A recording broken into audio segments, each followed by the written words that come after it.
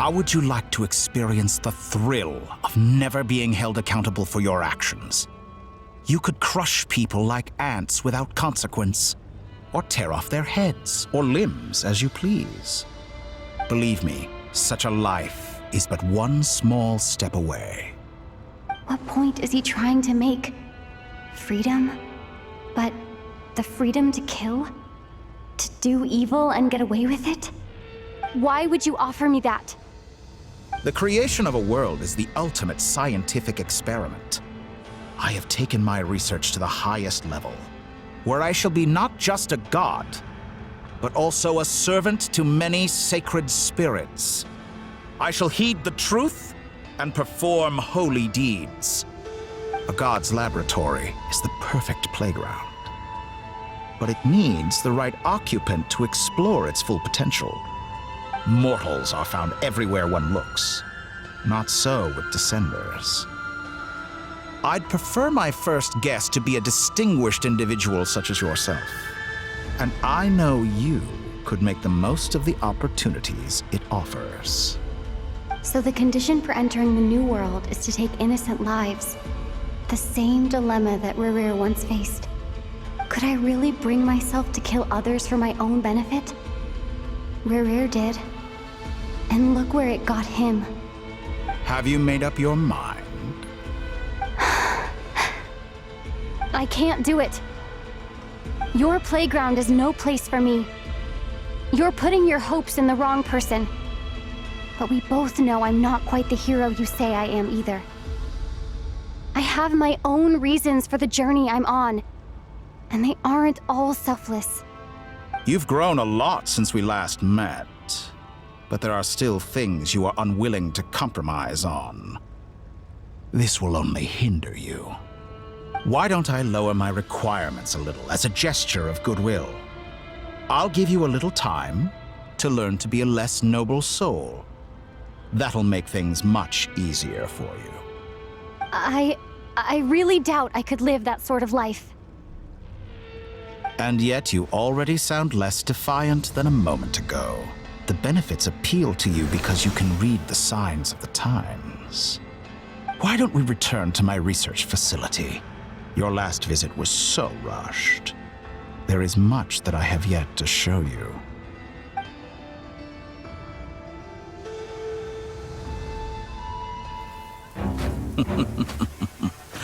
Now to that question, Heroes don't attack from behind. Guess I'm no hero. This is most disappointing.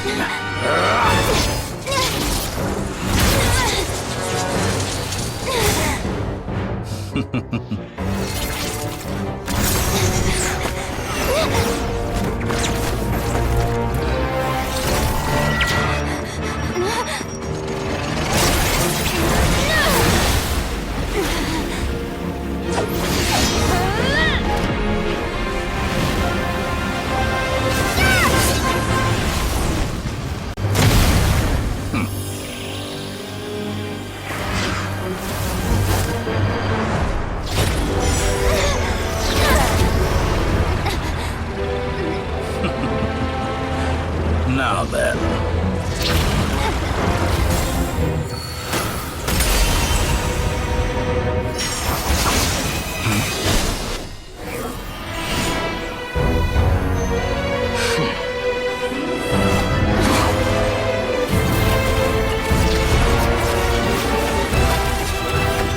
A new face. Interesting.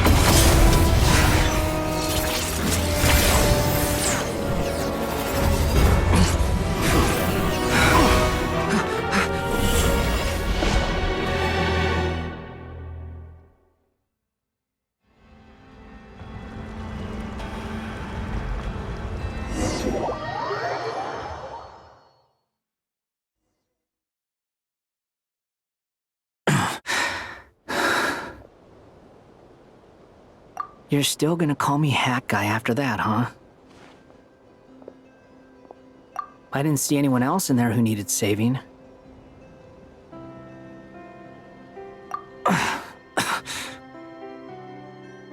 It's nothing. I'll be fine.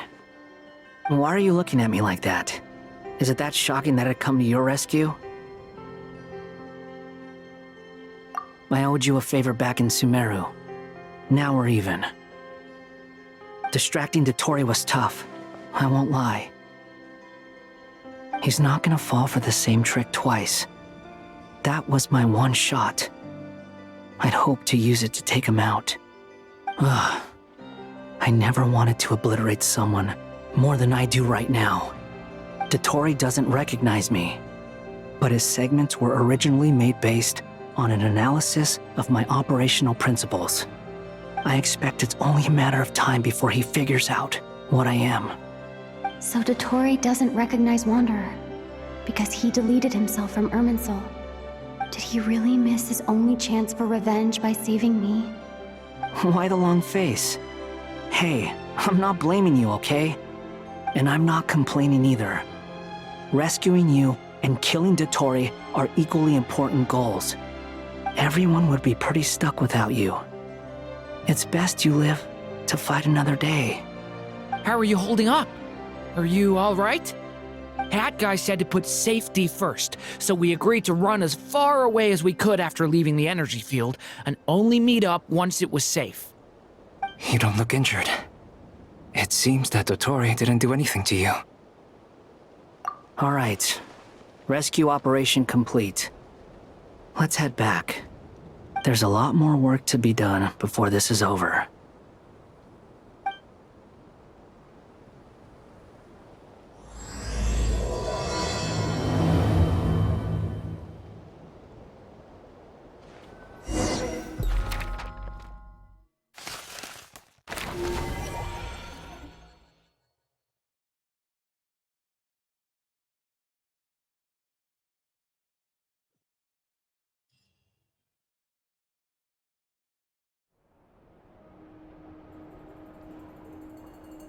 Understood. I will bear the Tsaritsa's decree in mind. I don't see what's so awesome about it, though. Does he really think everyone else is as immature as him? I'm not stooping to Tartaglia's level. I thought you might say that. How's your progress? Quite promising, actually. That alchemist Albedo gave me a few ideas. Remember how I asked you to look up some files for me? That stuff on the Natsitzenkreuz Institute. René de Petrichor and Jakob Ingold. Alain Guillotin despised René's theories and methods, but he never managed to come up with better alternatives either. So I adopted some of René's ideas. I thought Alain was like a father to you. He and René were mortal enemies, were they not? And what would you say if Lenny and his friends one day learned something useful from someone you utterly detested? I would applaud them for it. That would mean that they have surpassed me. For all we know, Alain Guillotin might have thought the same thing. Not that it matters, though. He's dead, and I'm alive. So it's my call to make. Once you die, it doesn't matter how great you were in life. Only the living get to decide what happens next. Hey, come on out. They're back. Huh?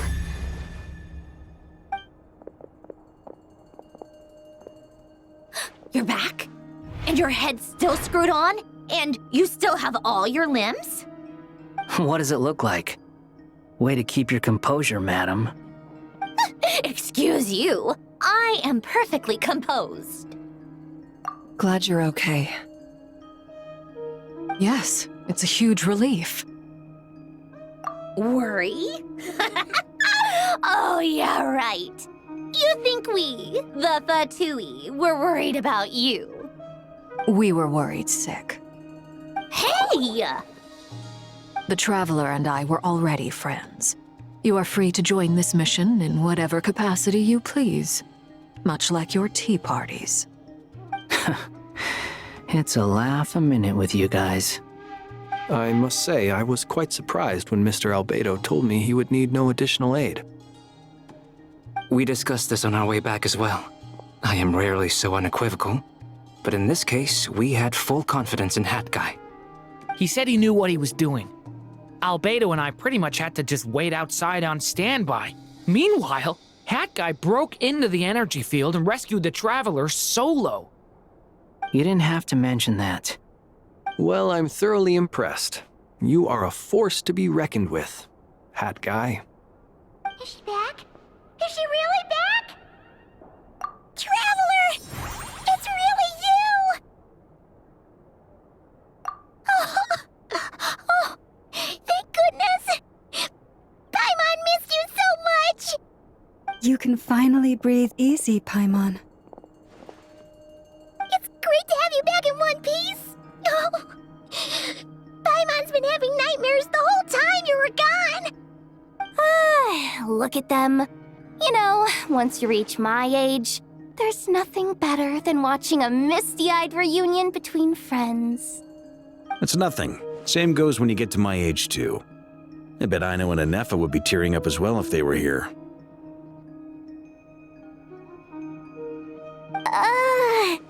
Varka, I'm not sure Anefa can cry. Oh, yeah, good point. Hey, your eyes are looking a little red and puffy. Come here, let's hug it out. What? Ew, no! No, thank you. You're not my dad, okay? Knock it off! Everyone, I'm sorry for all the trouble I caused you. But the silver lining is, I didn't come away from this ordeal empty-handed. While I was being held captive, I learned a lot about Dottore's current capabilities and what he plans to do with them. Allow me to explain.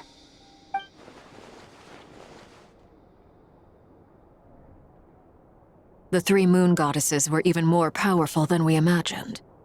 No wonder Dottore believes himself to be equal to the gods, maybe even superior. Utter blasphemy. While everyone was gone, Nefer and I made an interesting discovery, and I believe Miss Sandrone has something to share too. Ma'am, perhaps you could do the honors?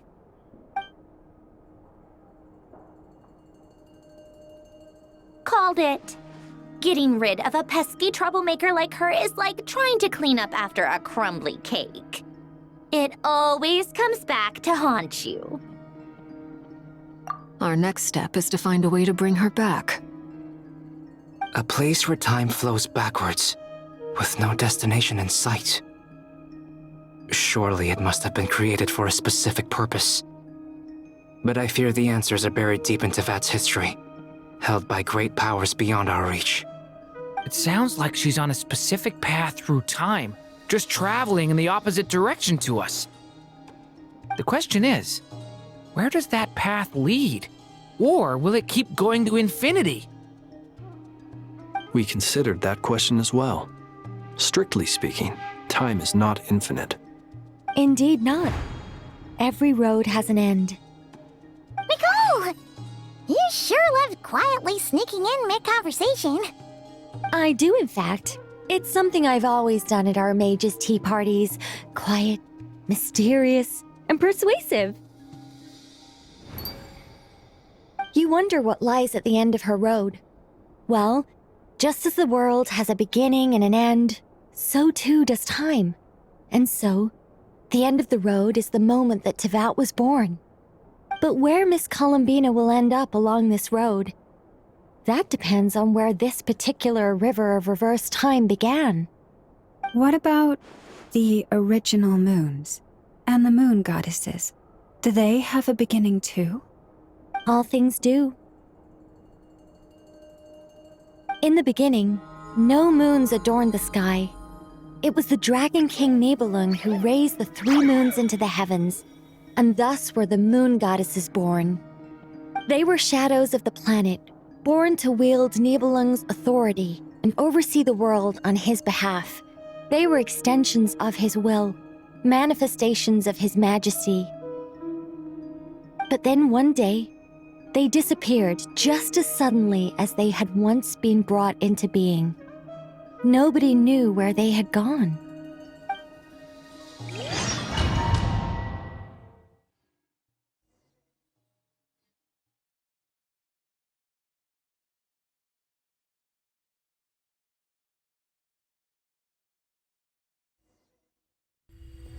Like I thought. No more paths back to reality have emerged since. But how can I be sure that I'm going the right way without scenes from reality to keep me on track? I can't even be sure of how long I've been walking for. The further I travel, the less stable this space becomes. There are even moments where I can sense something that feels like abyssal energy. They can just materialize out of thin air. I have to keep my wits about me.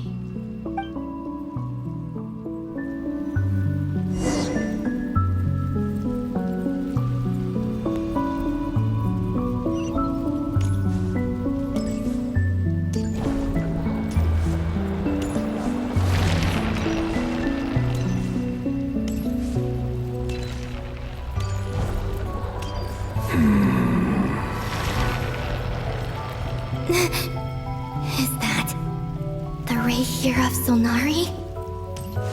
I can't believe he survived. How did he do it?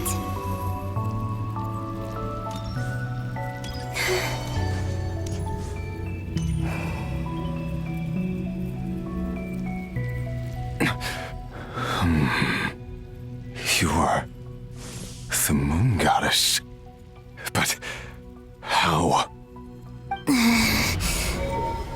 Please, there's no need. I'm not interested in fighting anymore. I find that a little difficult to believe. Yeah. Honestly, so do I. The way you used my own power against me was... It was a brilliant strategy. And then, in the final moment before I was thrown into this space, I got to see an old friend. Mr. Dainsleif. Right. It was so long ago now. But we were friends once. When I first got here, I was filled with hatred, remorse, and rage. How I cursed and devoured. I tore everything here apart. I was consumed by the desire to leave this place and have my vengeance. But to no avail. This is a place with no exit. This is the second time I've entered this space. Though I have no memory of the first. I was torn to shreds the moment I entered. But this time I survived. It must be partly because of this new body, and partly because of all the Kuvaki I absorbed in Nodcry. Are you the source of the abyssal power in here? Not all of it. Some is from when I first arrived here and tried to destroy everything. But there was already a degree of abyssal power here before I entered. And like a venomous snake baking in the merciless sun, it tried to slither into my shadow. Tried to? So, you rejected it? Yes. Because after that, the world suddenly became silent for a moment. What do you mean? The voices in my head, they were gone. And then I saw her. Her? The Lindis. My former lover. Never mentioned that she saw a memory of the Lindis leaping into the moon's reflection. More precisely, I saw her afterimage. I'm sure the real her is long gone. She was just an ordinary Conrian. She couldn't have survived here for very long. Anyway, why have you come here? Didn't you know it was a dead end? If I hadn't escaped through the moon gate, my friends would have been in far greater danger. Oh, I see. Because of your power. The power of a moon goddess. What? You'd like to know how I know, wouldn't you? The one who resurrected me said so. I could hear a deep lust for power in his voice. Do you mean... Dottore? Dottore. So that's what he's called. He'd been collecting fragments of my body for a long time, all so that he could resurrect me at the moment of his choosing. I had no interest in his research, but being as corroded by the Abyss as I was, we were aligned as far as hunting the moons and recovering my strength were concerned. So that's why the Wild Hunt suddenly became so active in Nodcry. When I left the Fatui in my weakened state, Dottore must have felt that his time had come. Moon Goddess, could I ask a favor of you? What? I know this is a lot to ask, especially from someone who tried to kill you. If you refuse, I won't fight it. But this is the only thing I desire now. Nothing else matters. What do you want? I'd like you to take a message to Thelindis for me. Thelindis? But... Yes, she's dead. But like I said, I saw her afterimage. I can sense that some part of her soul remains here. Far, far ahead. Why don't you go and speak to her yourself? I can't. I don't know why, but I can't move freely in this space as you can. All I can see is a glimpse of her walking away. Just like the moment when I last saw her in life. In return, I will clear these abyssal obstacles for you. No, not in return. I'll clear them for you, whether you want to help me or not. It feels like something I ought to do. Why? Yeah. Why, indeed. I've been asking myself that question a lot recently. Why did I do the things I did? I'm tired of it all. Tired of the person I became. People used me. And then I turned around and started using others. I hurt a lot of people. I think I grew tired of it long ago. But I wouldn't admit it to myself. And ultimately, that's how I ended up here. What do you wish to tell her? All of it. My past. My mistakes.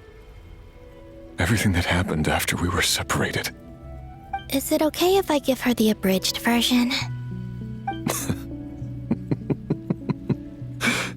Yeah, I'm sure there's plenty you can skip over. Just tell her the important parts. Whatever you think that means.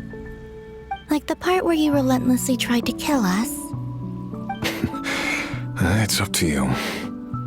Love demands honesty. But my relationship with Thelindis was built on lies. We hid too much from each other. But after living my whole life in the shadows, I don't want to hide anything anymore. I will do my best.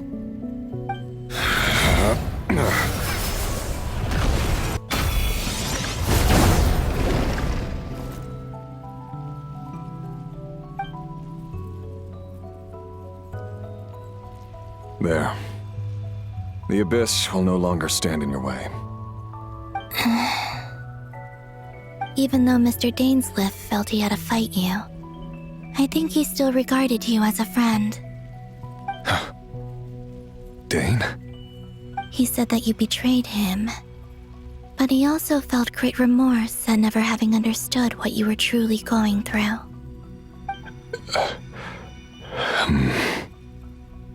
Why tell me this? Because if he'd known that someone could take a message to you, I believe that's what he would have said. Thank you. It means a lot. I know this will sound strange coming from me, but don't die, Moon Goddess. I can tell that you're determined to get out of here.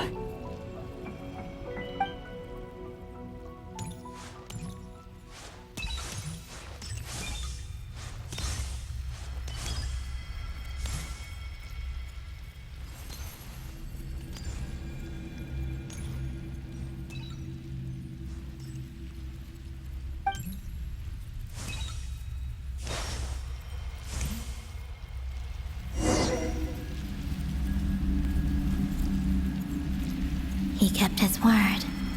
The abyss is no longer obstructing my path.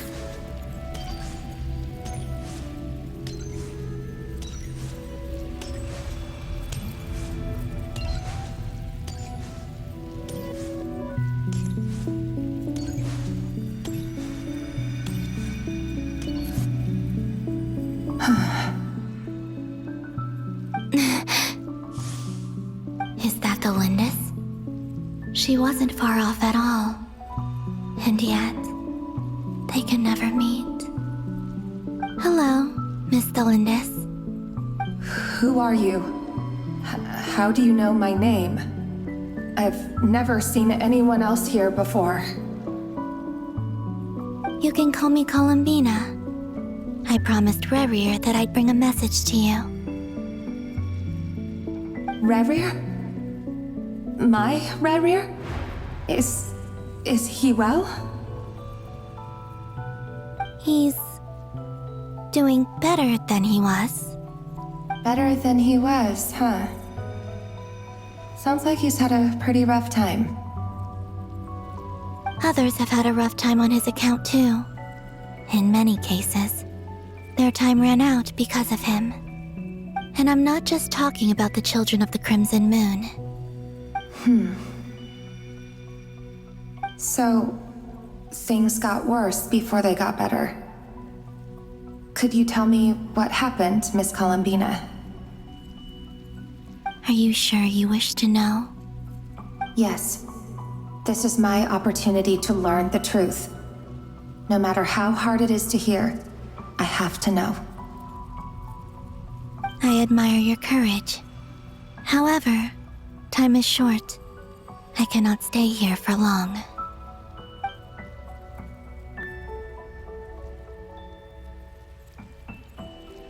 Rerir had seeds of hatred in his heart, and many people nursed them for their own ends. On some level, everything he did was to try and find a way to see you again. But in the end, he came to regret his mistakes. He wanted to apologize for hiding his past from you. Beyond that, he did not say specifically what it was he wished to convey to you. But I'm sure that you've always been on his mind. You are what has kept him going over all these years.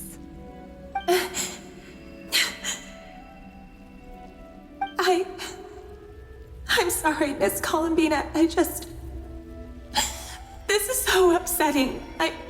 I'm not sure how to put my feelings into words. It's all right. I understand. Well, that's everything from me. So, I guess I'll be... Wait. One moment.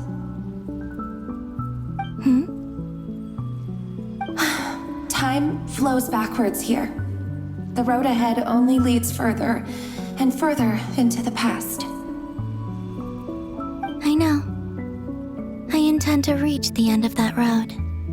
Without a moon marrow, without the 3 moons' power, you won't make it far. Wait, unless... Are you one of the moon goddesses? You could say that. I see. I often think to myself, if life is like a train ride, why haven't I reached the terminus? Where am I even going? And it's not just me, it's this whole place. Wherever it is, it seems like it's existed forever. It's such a mystery. Where is it going? I must seem so ridiculous. I can't answer these basic questions, and yet I jumped right in here without hesitating, only to be torn apart the moment I entered by powerful energy currents. Only my soul remains now. Thinking back, I was suddenly overcome with fear and terror in that moment. Perhaps I too became bewitched by the abyss. I may have been the leverage it needed to control Rayrir. I used to be a researcher at the Universitas Magistrorum in Conria, researching the iridescent moon's marrow. Eventually, I came to the conclusion that time in here flows in reverse. Rayrir was one of the Venster King's retainers. With me, he was in an impossible position. It plagued him constantly. I wanted to help him escape his lot in life. I wanted him to be happy, so I thought I'd use this place to return to the past. At the time, I thought I could just go back to the day that the Venster King first found the prince. It was only after meeting the prince that the Venster King started going too far with his research into the abyss. That was the day all of our woes began. I thought I could stop the king from ever meeting him and solve everything. I couldn't kill the Venster King himself, so I had to find another way to save Rayrir. That's why I wanted to go back, to kill the person who had brought new possibilities to our realm. I'm sure it was a futile endeavor, but the abyss probably enhances the basest human desires. So I naively hoped I could change everything. But I was simply too weak, like a speck of dust against the whole universe. Look at me. I didn't even survive the journey here. Not physically, at least. I know I'm never getting out of here, but you're different. You can make it, and I want to help you. I owe you that much. How do you plan to help me? Have you noticed the golden energy that exists here? Based on my past research and my observations since coming here, I believe they carry you forward faster. I can share what I've learned and help you understand the pattern in which this energy appears.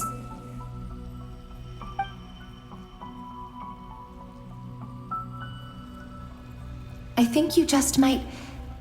Now, I know you will be able to change the past. Also, I've been speculating about where this space ends.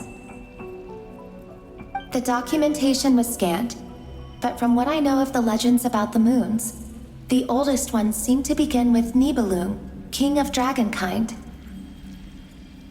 I have no way of verifying any of it by this point, but if it's true, you might be able to reach that era if you keep walking. Understood. Thank you, Miss Thelindis. I'm the one who should be thanking you. If you hadn't entered this realm of everlasting death, what use would my deductions be? Thanks to you, they have some meaning. About Rayrir, I'm so sorry. For everything. It wasn't your fault. That's not true. Because we both feared bringing trouble upon each other, neither of us ever told the truth. And that dishonesty sealed our fates. But enough about that. I wish you a safe journey, Miss Columbina.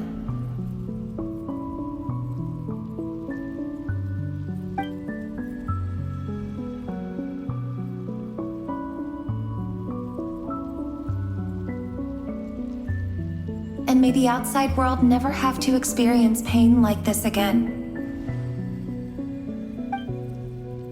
Rayrir, you're there, aren't you? I cannot see you, because you exist in the future. I expect we'll be trapped in this prison of space-time for all eternity. But please, gaze upon the past. and then sit for a while. Let's find a place to sit down together, just like we did when we first met.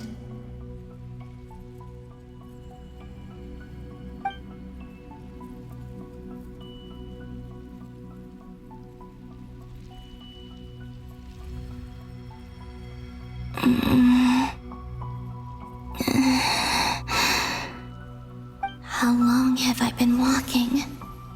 How much further till I reach the end? Is there even an end to be found? Everything's getting blurry.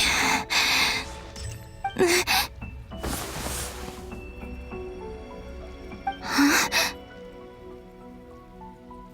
Are you all right, little sister? Have you come from the distant future?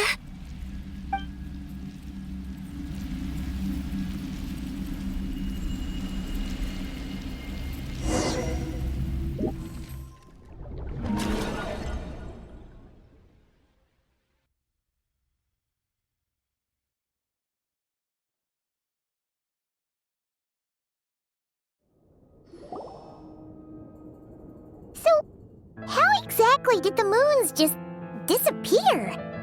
Shouldn't it be a little harder to get rid of major creations like moons? The world is a vast and ancient place. On a certain scale, all life lasts for but a fleeting moment. Miss Nicole explained that the moon goddesses likely perished in the War of Funerary Flame. The moons themselves were also destroyed at that time, save for the Frost Moon, from which a new moon goddess was later born. Am I missing something then? 'Cause the stories say that the moon goddesses were born on the moon, but doesn't Columbina say she was born in Nodcry? Huh. You're right. Why do their birthplaces differ? What's the difference between the two generations of moon goddesses? Also, remember what Sandrone said? Her scans detected 4 moons. In other words, 4 moon marrows. Technically, the result of the scan means that 4 moon marrows were detected and positively identified as moons in that moment. In other words, this piece of information alone isn't enough for us to know how Miss Columbina is doing right now. Yep. We have no way of staying up to date on whether she's dead or alive. She's on her own for now. But at least she's trying her best to get back to us. Yeah. She's a tough cookie. And a sore loser, too. We have to trust that she'll find a way. Because we really need her power. As much as it pains me to say it, we've got no chance of beating Dottore in a straight-up fight. He's much too powerful. It wouldn't even be close. That maniac is going to devour everything in his path until he reaches us. We need to find someone or something that can stop him before he does anything worse. I'll be frank. Our only hope of defeating this false god is with a real moon goddess on our side. I'm not just saying this because Columbina's a friend and I want her back safe and sound. It's just the truth. And I know that even she was no match for him when he attacked, but I don't have a better solution. We're not giving up on saving her, whether she can defeat Dottore or not. Right. Don't worry, Miss Sandrone. We are all aligned on saving Columbina. No one's trying to argue that we can only justify saving our friend because it will help save the world. This is about multitasking. We want to save both. So, she's more than just a moon goddess to you guys? Absolutely. Duh! She's part of the gang! And you are too, you know.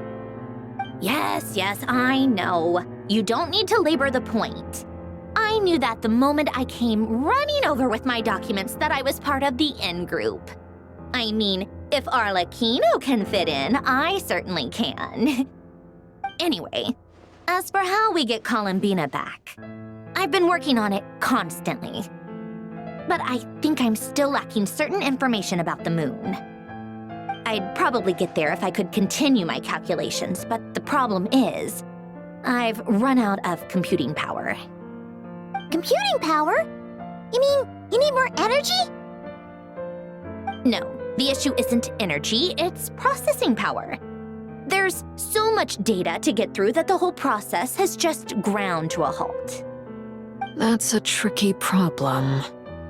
René de Petrichor of the Nazissenkreuz Ordo once foretold the fate of the world. But I don't know how he did it. My guess is that he used the primordial sea's power. However, that won't work for me. His methodology was vastly different from my own. What's worse, they're incompatible.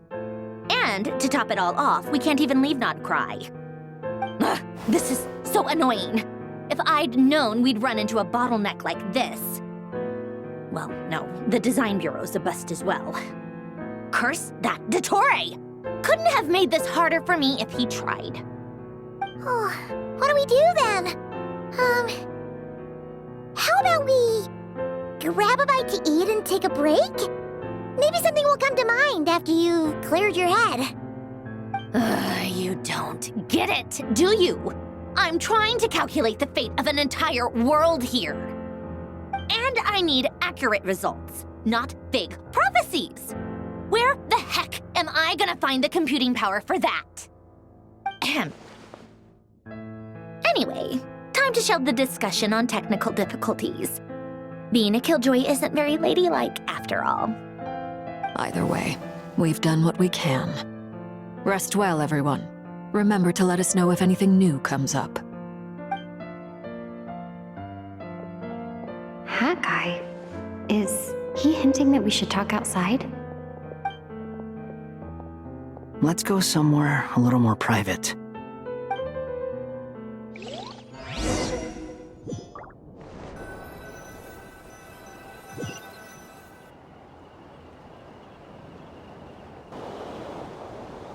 You know that Dory went back to Sumeru, right?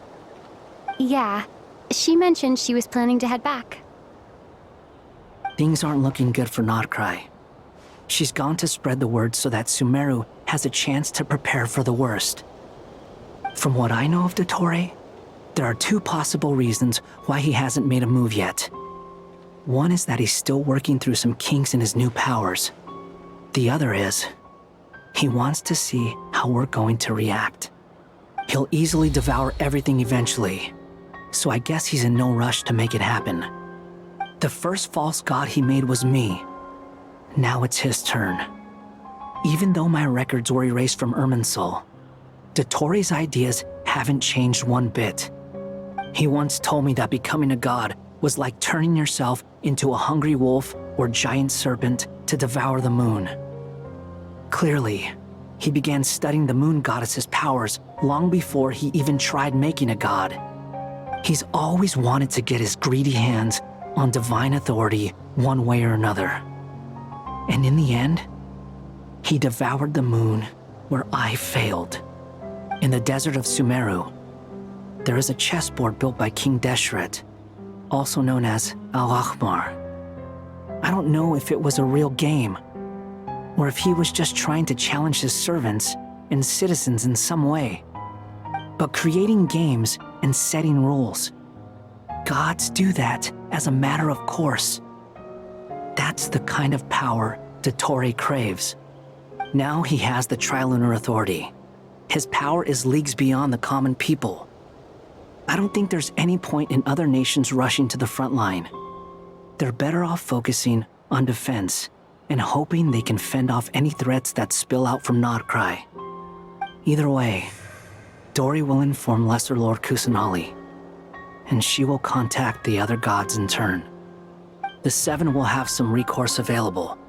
If nothing else, their protection should keep the rest of the world from descending into chaos as quickly as Nodcry has. So on the bright side, even if Nodcry is doomed, your friends in other nations won't be in any immediate peril. That's good to know. But I'm not ready to give up on Nodcry yet. There's a word for people who refuse to let anything go. It's called being greedy.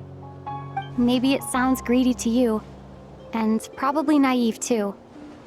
But whatever you call it, that's what gives me the determination to keep fighting. Battles are fleeting, but the will to fight is a long-term commitment. Give up for even a moment, and your resolve will shatter. Why do you always feel the need to do the right thing? No one is born to be a savior. I mean, who's gonna criticize you if you fail or give up? Don't take this the wrong way, but Dottore said something similar to me. I guess the Fatui attracts people who don't believe in saviors. Not necessarily. It's less about belief for me. I just want to know how determined you really are. After all, I don't owe anything to anyone else here. Only you. You look kinda worried. If your arch-nemesis was about to achieve their ultimate goal, I think you might feel a little worried too. That's true. Dottore is about to become an omniscient, omnipotent deity. That's gotta be a bitter pill to swallow. Still, you're calmer than I expected. Obviously. I have to admit that my past self was a reckless fool who misunderstood not only the point of revenge, but how to achieve it.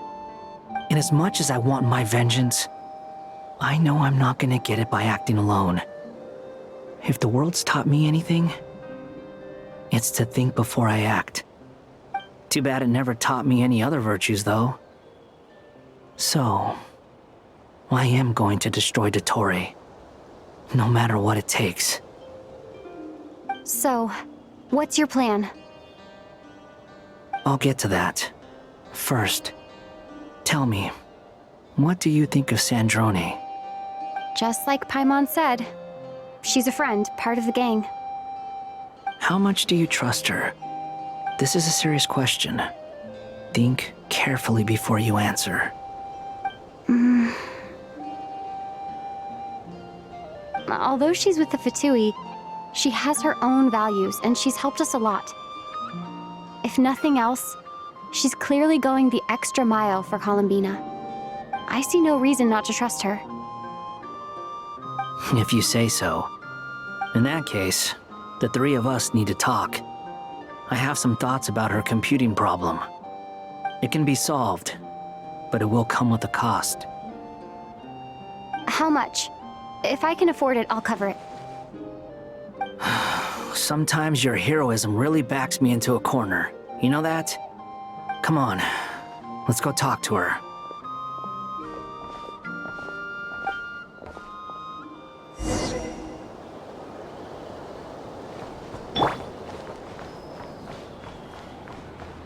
Bring it!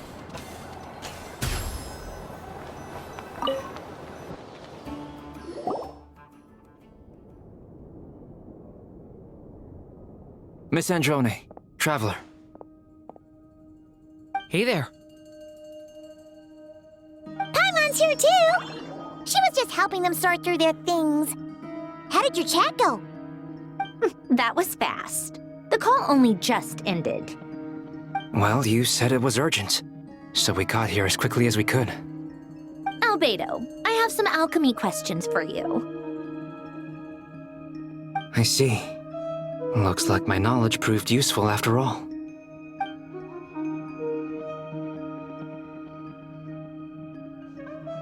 If I might ask, what is the end goal for the modified formula you'll be using? I needed to predict the future of the entire world.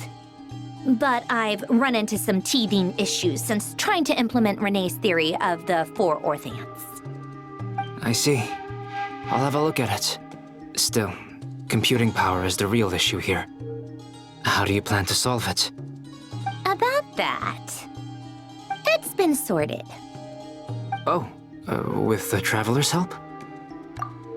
Actually, you're not wrong. She found the person with the solution. Was it Hat Guy? Yeah, it was him. Wow! Go Hat Guy! Seems like all that time studying at the academia is paying off big time. But where is he? Wasn't he the one who asked Albedo and I to come here? Come with me.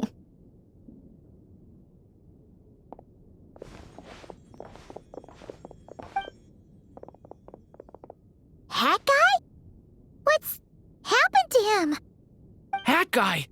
Can you hear us? No response. I guess he's in hibernation. Hat Guy mentioned that he was a puppet. It seems that his functions are currently shut down. I presume this has something to do with the solution to your computing problem. That's right. He and the Traveler came to see me. Wait, what? You have a solution? Would you calm down? Why do you always react so hysterically to everything? Excuse me? How would you know? You shouldn't be so quick to judge complete strangers. It's very bad manners. Oh, please. It doesn't take that long to figure out that you have a temper.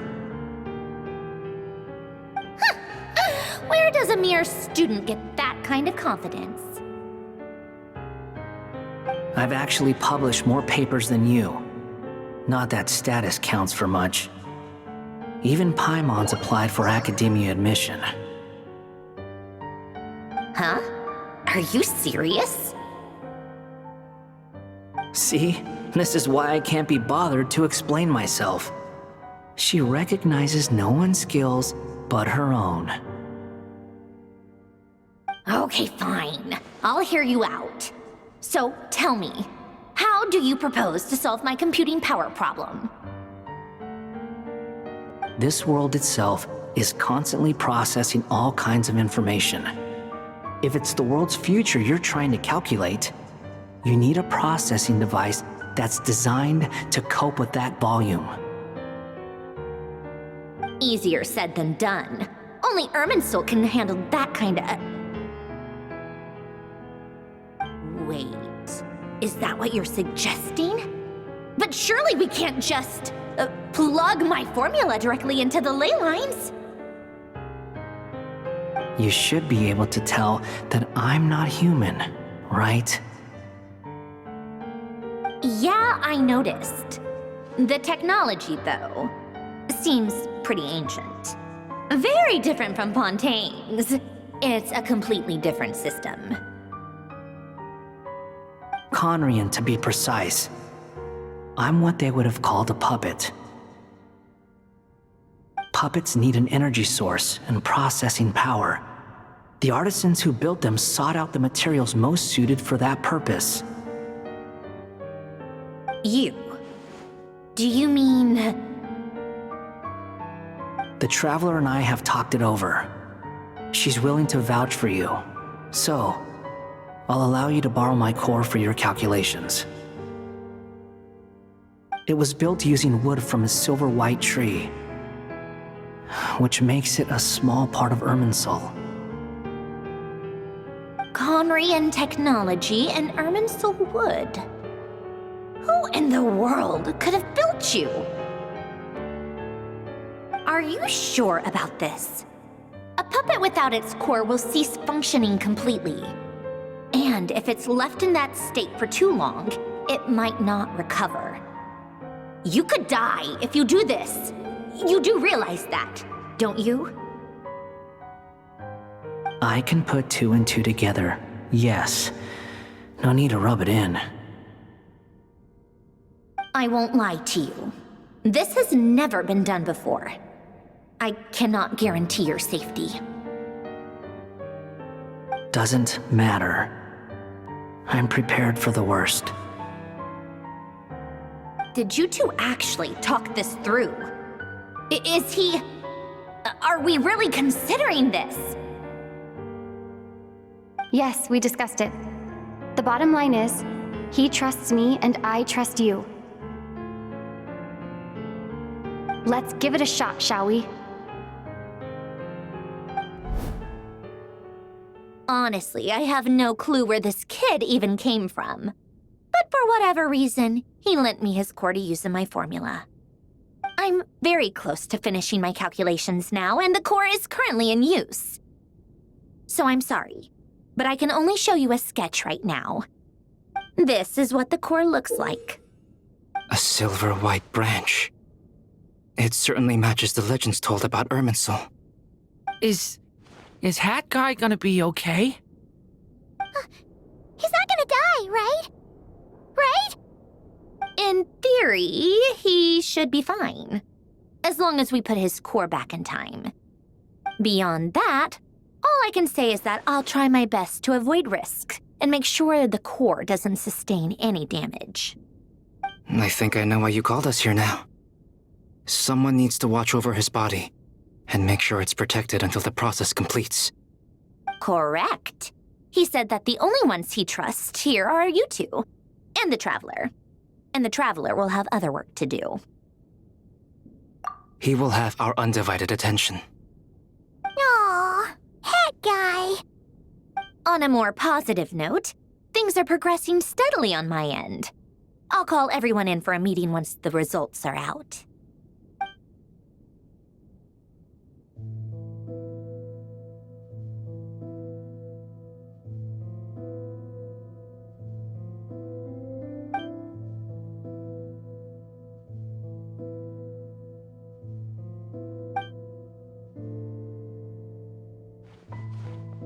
The worst case scenario with the core removal is either a system reset or a total loss of function. But I'm not afraid. A quiet death should have been my fate long ago. A core is completely different from a heart. It's like another vital organ entirely. I never believed it could be a true replacement for what I sought. But in the end, it turns out the core was more useful to me. Pretty funny when you think about it. It's like the punchline of my entire life. Do you think there's any difference between a puppet and a human? If not, then this would just be another samsara. I have already experienced both a past life and a next life. Part of me wonders whether I'm only capable of making this decision because I've become a real human. What's with that expression? Isn't this a good thing? Sandrone will succeed, won't she? She has to. She will.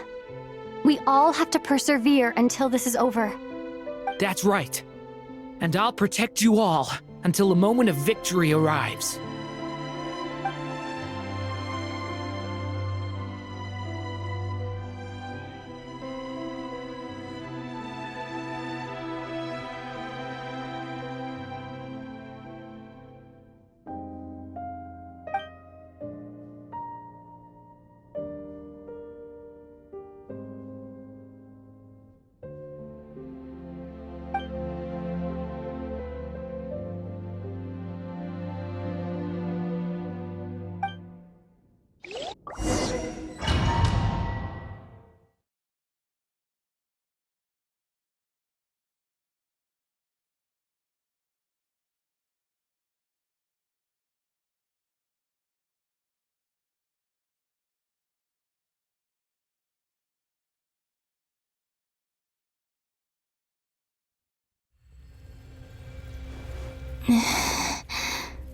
Who are you?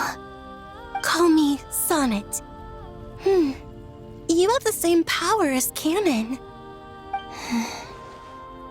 Sonnet. So, you're the goddess of the iridescent moon? Oh, goodness. You recognize me? Well then, what's your name? Columbina. Columbina Hyposelenia. Hyposelenia? What a lovely name. Did you choose it yourself? It was a joint effort between me and my friends. Friends? You mean your friends in the heavens? Huh? Oh, sorry. You must be exhausted. I apologize. Hang in there. Let me introduce you to my older sisters. Do you mean the other two moon goddesses? Arya and Canon? Wow, you sure know a lot. Hey, does that mean that our story goes on into the future? Oh, I guess that wasn't the best question to ask. It's alright. We were prepared for that possibility. You could say we were too prepared. I can't even remember how long my sisters and I have been here by this point. When did you get here? How long has it been? I can't say for sure, but it feels like it's been forever. I see.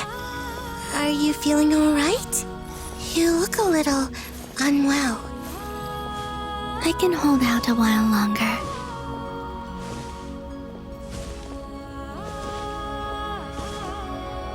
We don't have far to go. The place where my sisters and I are based is just up ahead. Don't worry, they're both really nice. I'll introduce you.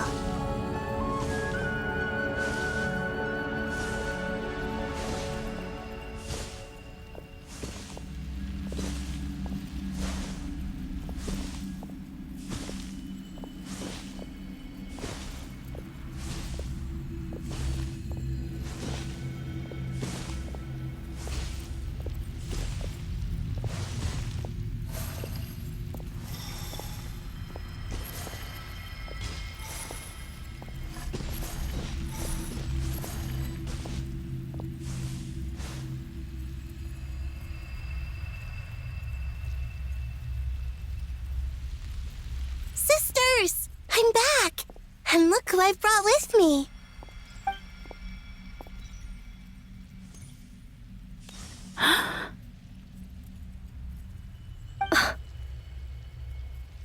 It's our lovely little sister, born in the far future. The pleasure is all mine.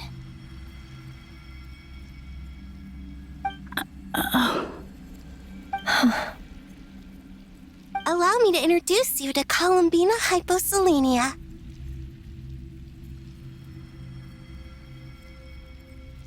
This is Arya, the goddess of the eternal moon.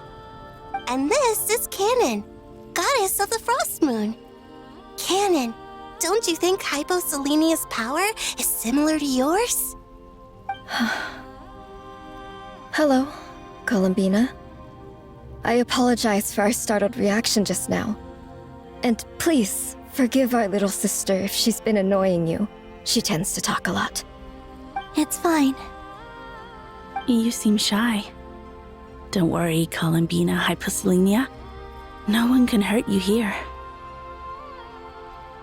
Could you tell me where here is? Please. I must know.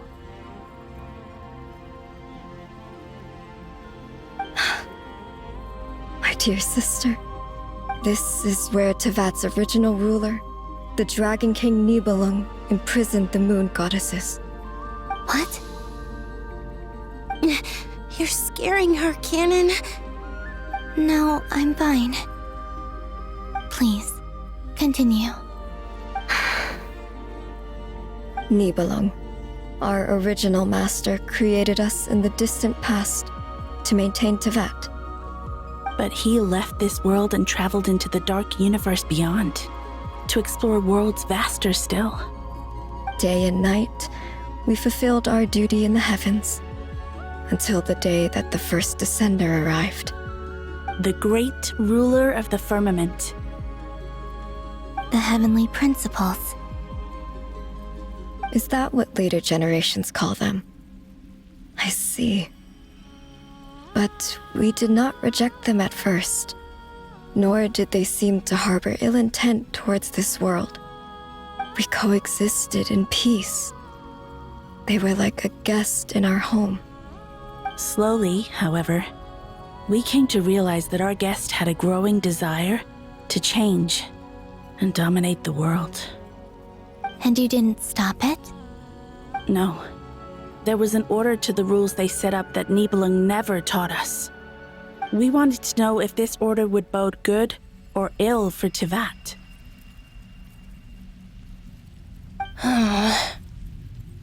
All right. Canon and I wanted to know. Sonnet was against it from the outset. Later, we discovered that this great ruler of the firmament bore an almost paranoid hostility toward the desire of certain life forms to seek power. Or perhaps they feared them. They would even cast down celestial nails as manifestations of their power, to punish the civilizations of the world below. Only this was far beyond mere punishment. Right.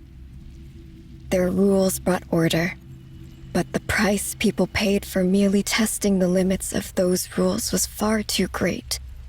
I did everything in my power to help the punished escape catastrophe, but still, too many lives were lost.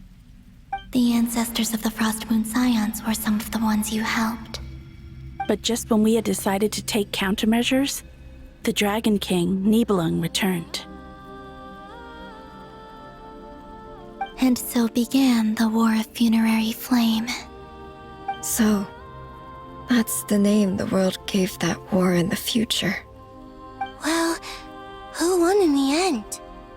As far as I know, the Heavenly Principles won, although it came at a great cost. They remained in Teyvat, where they continue to rule to this day. And the world's original master, the Dragon King Nibelung, was destroyed. And what of the moons? Are there still 3 moons in Teyvat's skies? You can tell us the truth, Columbina. We know we are but remnants of a bygone age. We are prepared for the answer. Only the Frost Moon remains. But it has been cast beyond the false firmament by the Heavenly Principles. The eternal and iridescent moons were both shattered during the war. So death finally came for us in the end. Sonnet. But you're still here, aren't you? A moon goddess cannot live without her moon, Columbina. She's right. That's why I began to disappear. Because the Frost Moon is cut off by the false sky. How much worse it would have been if it were outright destroyed. Our souls may endure within this lunar palace, but if our moons are destroyed, then we shall disappear the moment we depart from it. I'm sorry. There's no need to apologize to us, dear sister. If anything, we owe the world an apology. If only we'd decided to act sooner, rather than arguing amongst ourselves. all the more reason not to spend this time in regret and repentance. Instead, we should focus our efforts on how we might help our future sister. Sorry? Don't you see, Columbina, your story is not yet over. Is that not why you are here?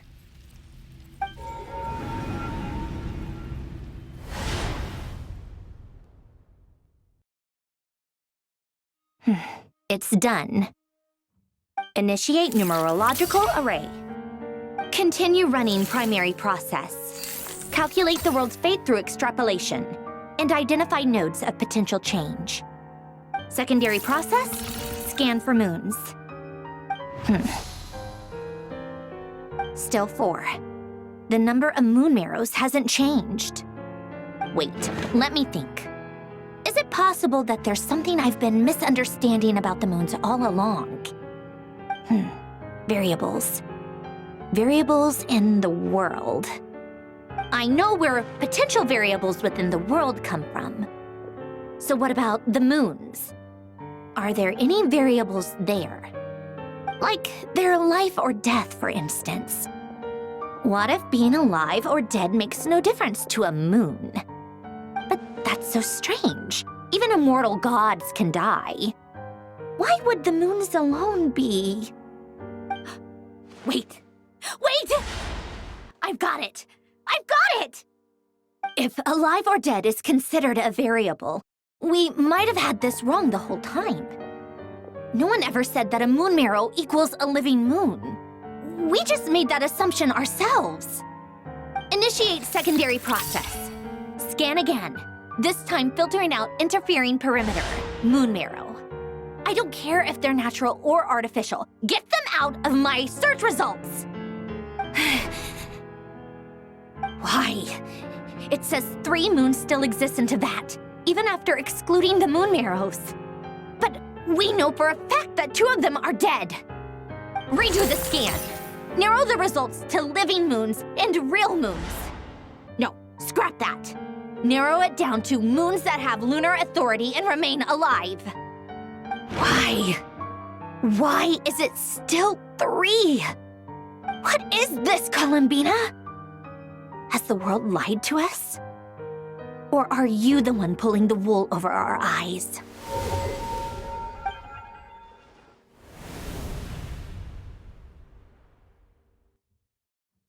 So, you think that the moon's reflection might be where Nibelung imprisoned the 3 moon sisters?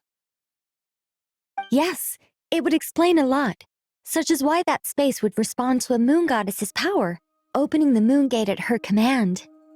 It would also explain why Miss Columbina has been unable to leave, and why time flows in reverse there. In the messages she sent, Columbina promised us she'd find a way to return, but we have no way of knowing how, when, or where this might happen. The fact that she still has yet to reappear in this world indicates that returning from that place is no easy feat. We cannot afford to simply wait for her. So you're saying, if she could return by her own power alone, she would have done so long ago? Yes, she certainly wouldn't leave it to this late stage when it's so touch and go.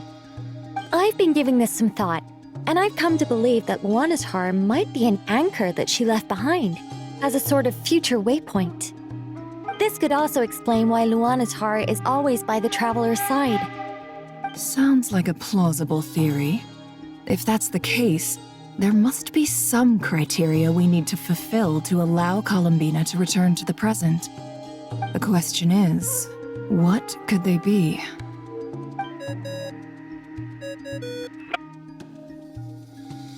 Hello? Listen up! This is extremely important!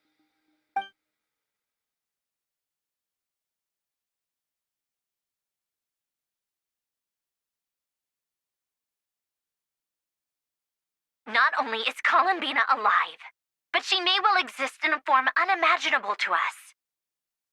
I'm still unclear on the details, but she's done something truly inconceivable in the past. And the clue to what she's done lies in the moon and Teyvat sky. Truly amazing. Oh, I'm so delighted for her. I'm sure we all feel the same. And I'm sure Columbina is ready to get back here and fight by our side. I'll keep my calculations going and try to find some way of coordinating with her. But that's not an excuse for everyone else to slack off, okay? All of you had better keep trying to think of solutions. How can the dead moon still live? And Luanatar?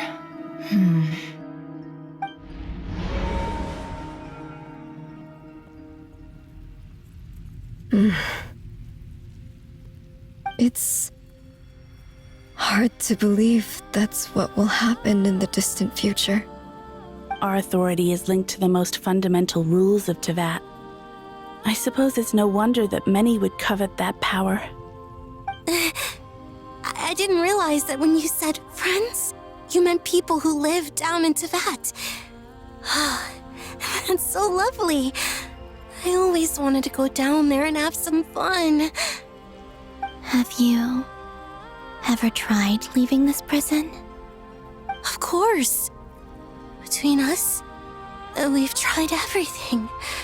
But no matter where we go, this space will eventually bring us back here. It's like the center of a whirlpool. Everything ultimately converges here, at the moment when Nibelung imprisoned us. In that case, have you tried using any of those pathways that connect this space to the real world? Sorry? What are those? They're passages through which you can make small-scale changes to reality by using Kuvaki. Or am I the only one who can use those passages? Because part of my soul remains in reality. Kuvaki. What is that? You don't know? It's a unique kind of elemental energy found only in Nodcry, the land from which the moons arose. Oh. Well, it's true that the moons first rose up from the part of Teyvat you say is called Nodcry. But there is no difference in the elemental energy between there and anywhere else. What? Could you show us some of this Kuvaki hyposelenia? Maybe if we see it, it'll make more sense. Okay.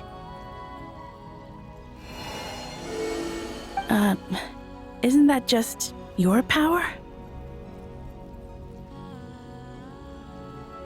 What? But it's everywhere in Nodcry. In the air, in the land. Even the creatures who live there have adapted to its influence. How curious. This Kuvaki certainly did not exist anywhere in the world before we were imprisoned. Let alone influence living creatures. So, how exactly does it affect them anyway? Can they float in the air like us?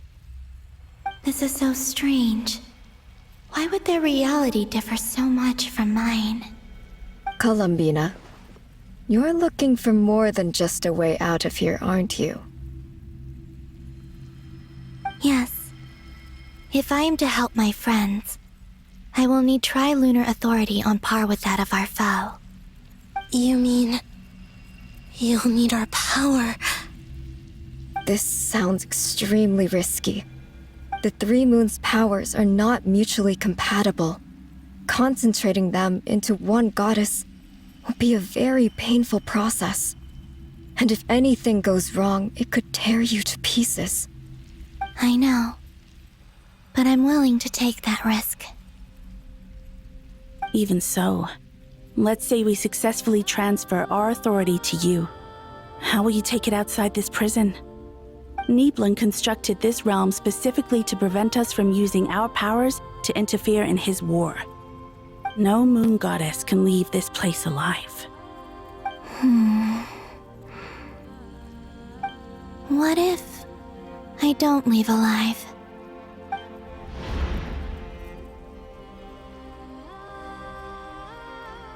Where do we even start?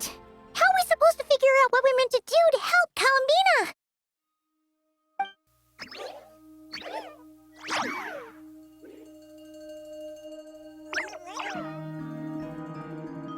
Columbina, what do you need from us?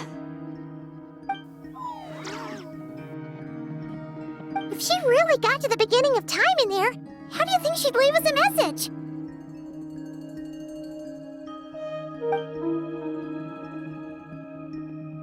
You don't think she'd write it down on a stone tablet somewhere in the hopes that we'd find it, do you? Seems unlikely.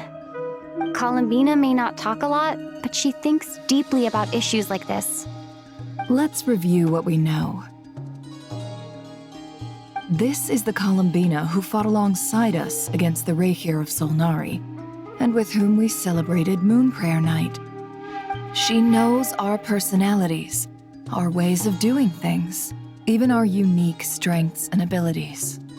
So, if she wanted to tell us something from a long, long time ago, what would she do? Oh.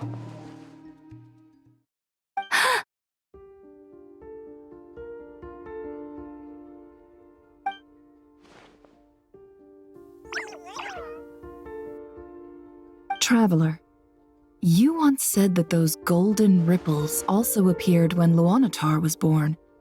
What if Columbina left Luanatar here, not just as an anchor to the real world, but for some other purpose?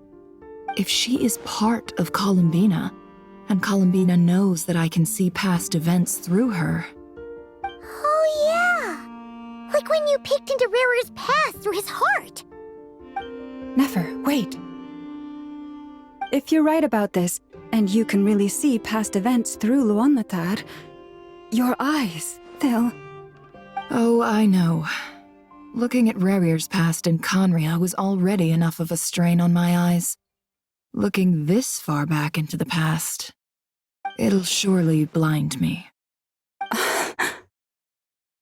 But it's our only chance. This is the only way.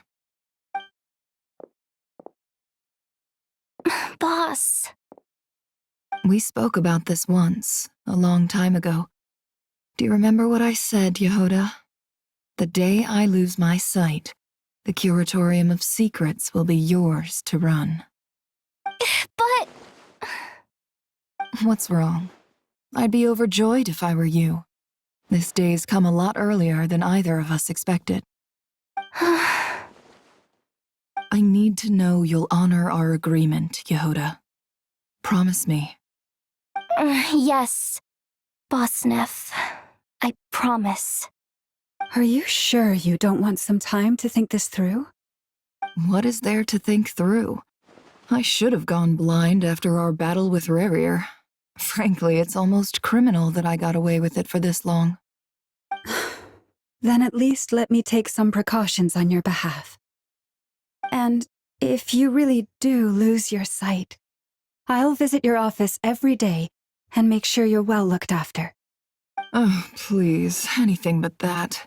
I was actually ready to go through with this. Are you trying to scare me into backing out? As if I could ever scare you. I'll assume you're just joking to calm your nerves. All right, enough chit-chat. Let's do this.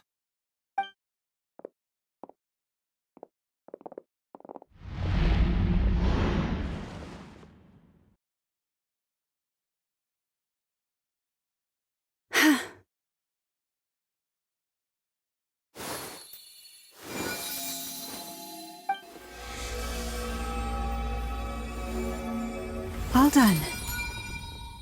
Good. Now give me some space.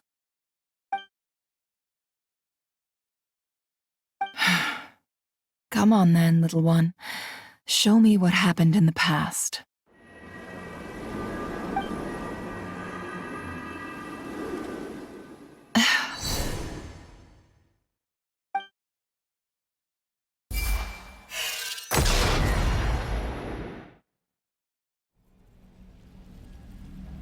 Between the Trilunar Authority, Kuvaki, and the sole-surviving moon, the Frost Moon, I think I might know how to get back.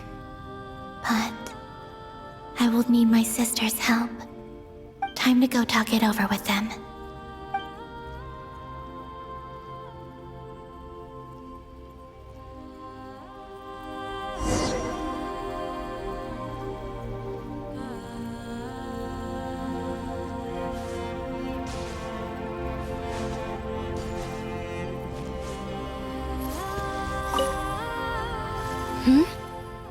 Have you decided what to do? I hope it's not too dangerous. You really scared me when you said that thing about not leaving here alive. Come on, let's go find the other two.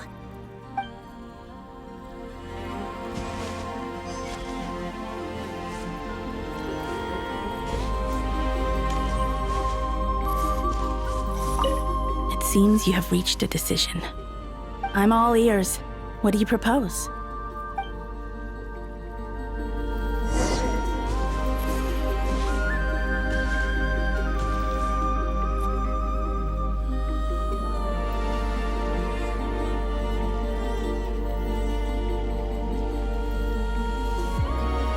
Have you figured it out, Columbina?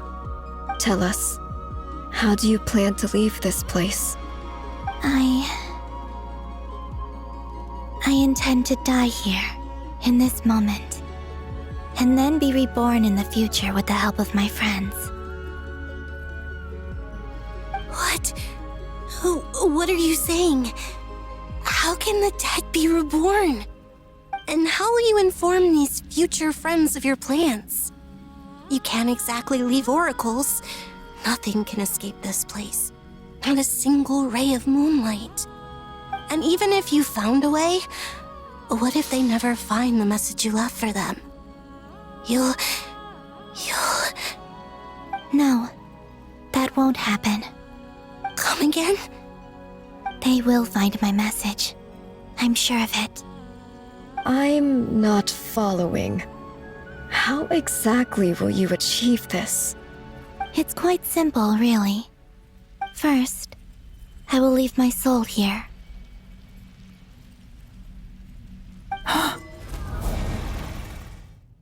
I see it. Your soul? You mean your divinity? Yes. I once left a portion of my soul in the future. One so small that this prison barely noticed anything. In this very moment, she can resonate with my soul across time.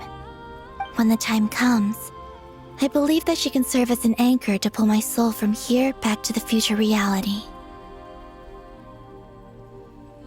Just as gravity connects the world to the moon. Exactly.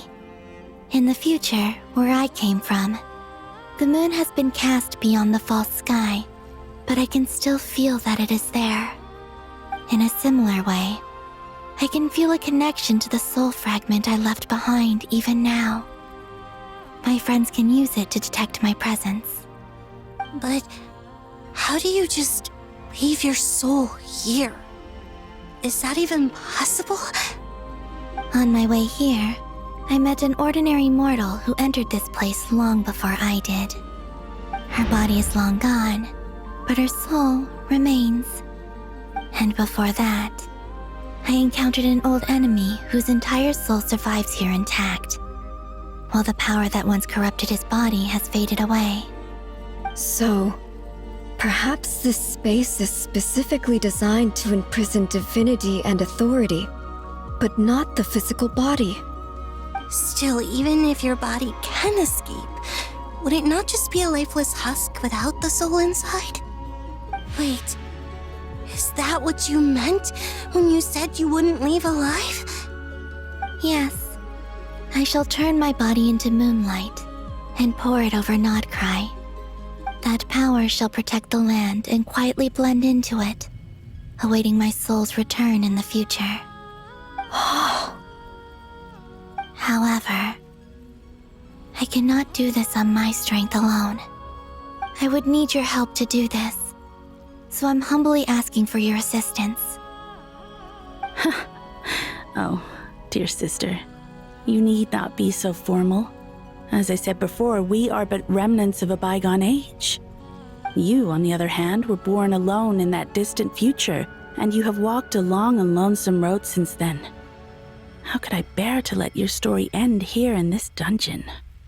Don't forget, we are your sisters, your family.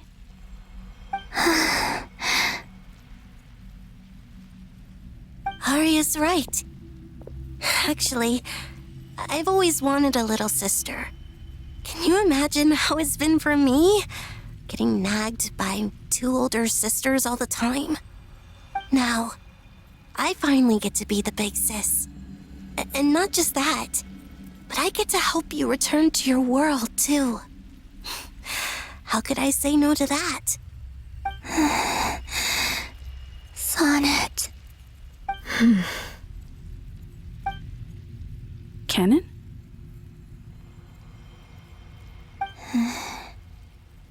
I'm sorry. I know this is a bold request. The Frost Moon is rightfully yours, and it remains intact. Oh, no, please, don't misunderstand me, Columbina. I was just thinking back on the years that the three of us once spent together. You cannot imagine how happy I am to hear of the future world you describe. The Frost Moon Scions, your lovely, kindly friends. For the three of us, whose purpose in life was to maintain the peace in Teyvat, it is a great relief to know that the people of this world live in such an abundant future. If your plan can save them and save Nodcry, I will gladly give you all that I can. Besides, the three of us have been together since the day we were born. I could never abandon them to live on alone without them. Canon. Still, I do have one question I would like to ask you before we proceed. Certainly. What is it? Why do you cover your eyes?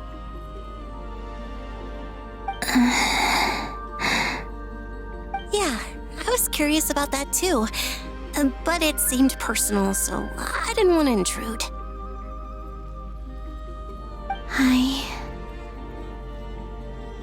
There was a time when I refused to look upon the world. I believed it was full of nothing but lies and falsehoods.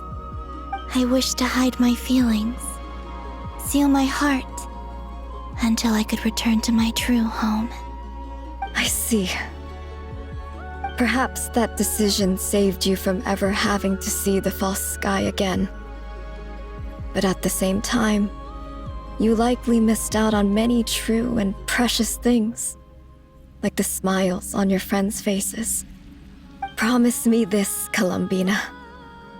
When you return to the future, open your eyes, take a look at the world around you, and see your friends. I'm sure that you know this already, given that you long to return, but that is your true home.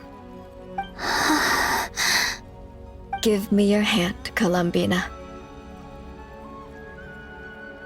Arya, Sonnet, you too. Okay. All right.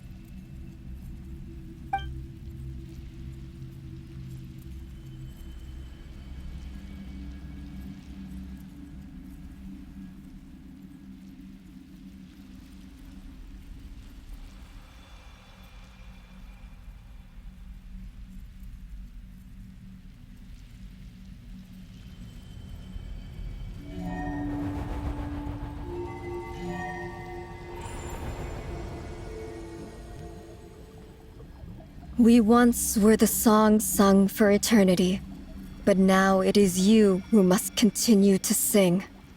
We once were the tides in the great river of time, but now we subside, and you arise. We were the messengers of madness and inspiration. But now, the lies have faded, and your truth must endure. We are souls awaiting the sun. You must return to be with those who smile when they see your face.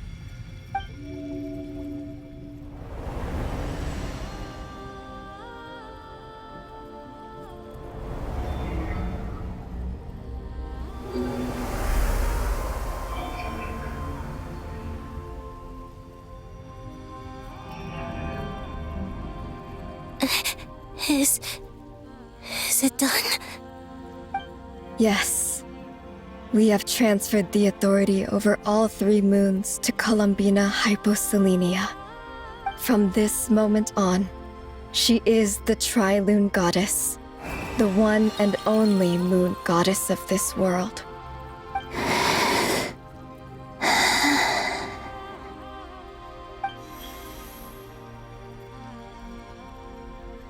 Thank you. Thank you, my sisters. Now go, and do what you believe is right, Columbina Hyposelenia. Be aware that we cannot grant you the power of the 3 moons beyond these prison walls. The conflict that arose over their remains following our disappearance will still take place. I understand. Sisters, oh, my body.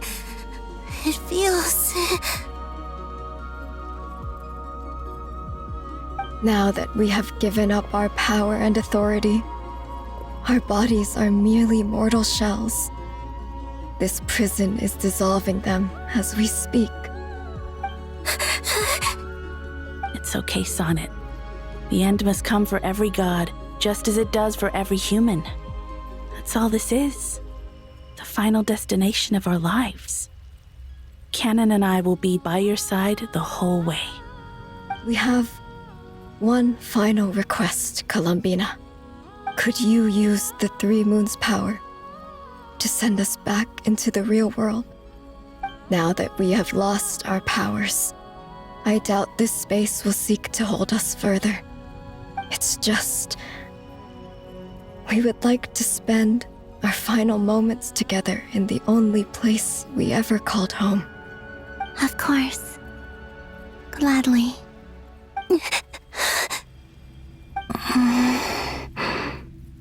Sonnet? Yes? Don't... I wish I could tell her not to give in to the abyss. Not to be afraid. But is this really what I should say at this moment? Don't forget. I'm so glad to have a big sister like you.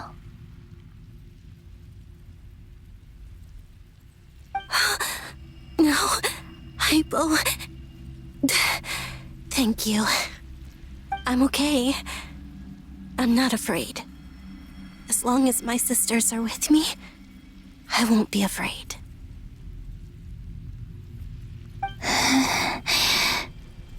It looks like this is goodbye, sisters. Goodbye, Columbina. Take care of this world in our stead. I will.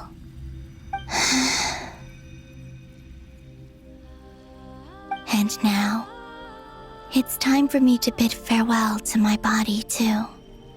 May it become the moonlight that keeps Nodcry company through the long years ahead. So this is why Nodcry was not always home to Kuvaki. It only appeared after I poured my body out upon this land, and only this land. Kuvaki responds to me because it is me, my body, answering the call of my soul. And the golden energy I've encountered on my way here was, in fact, that very soul, which I am about to leave here to guide me.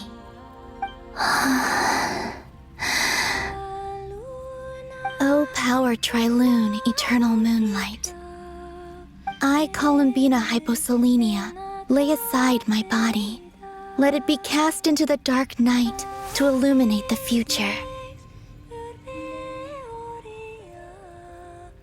May it be a companion to all who dwell beneath the moon.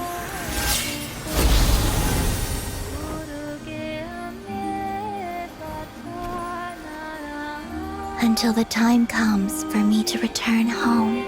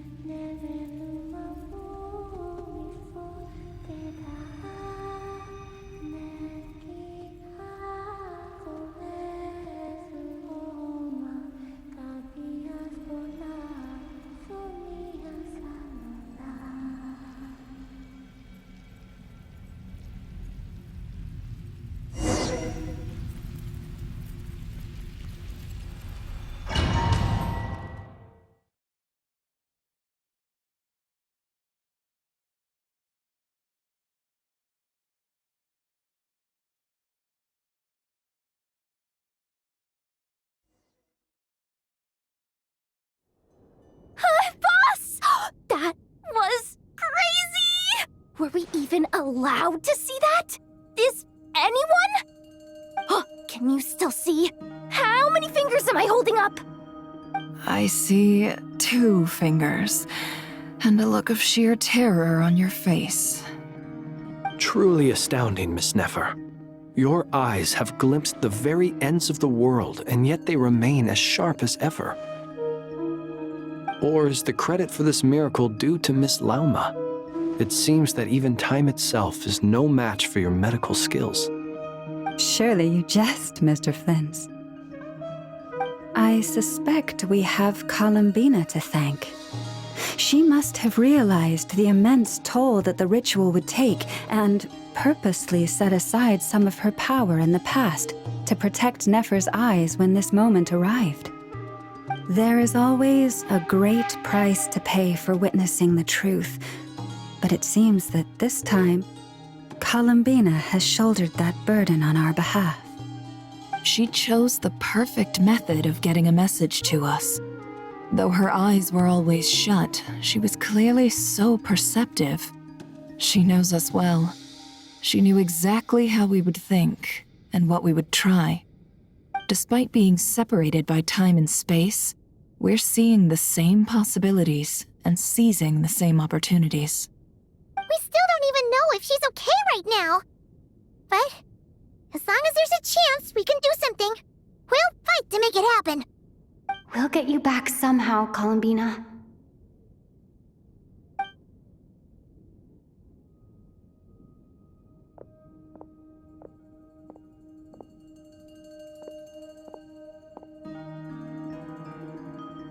Well, based on the information we now have, let's figure out our next moves.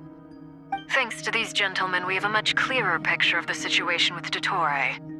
The civilian population has been moved to safety, so we no longer need to hold back. Miss Androne, how are the calculations going? So far, so good. I'll keep seeing how far I can push the system, though. Can't have Hatman being powered down for nothing. There's still a long road ahead. Where should we begin?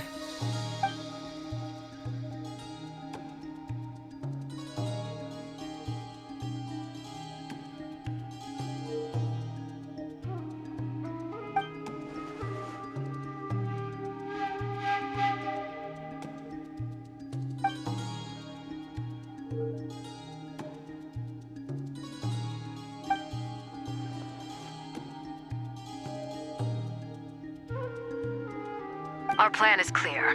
Time is short, so let's get moving.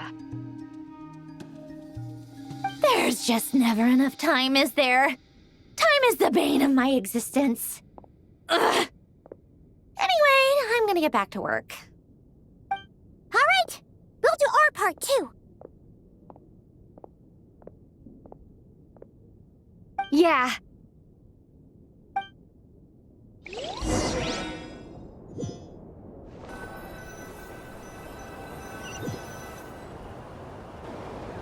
Albedo's theory says that elemental energy can dilute the light realm's power.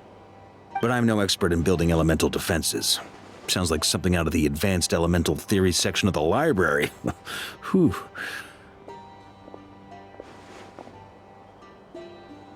You seem quite troubled. Well, yeah. I mean, who doesn't get a little flustered when they're completely out of their depth? You were the very picture of confidence back when you approached the Hexen Circle. Yeah, I could have been faking it through that whole meeting for all you know. Who's to say I'm not just a ball of nerves in a charming and gregarious package? Oh gosh, really? I'm so sorry, I had no idea. Well, you're all the braver for it.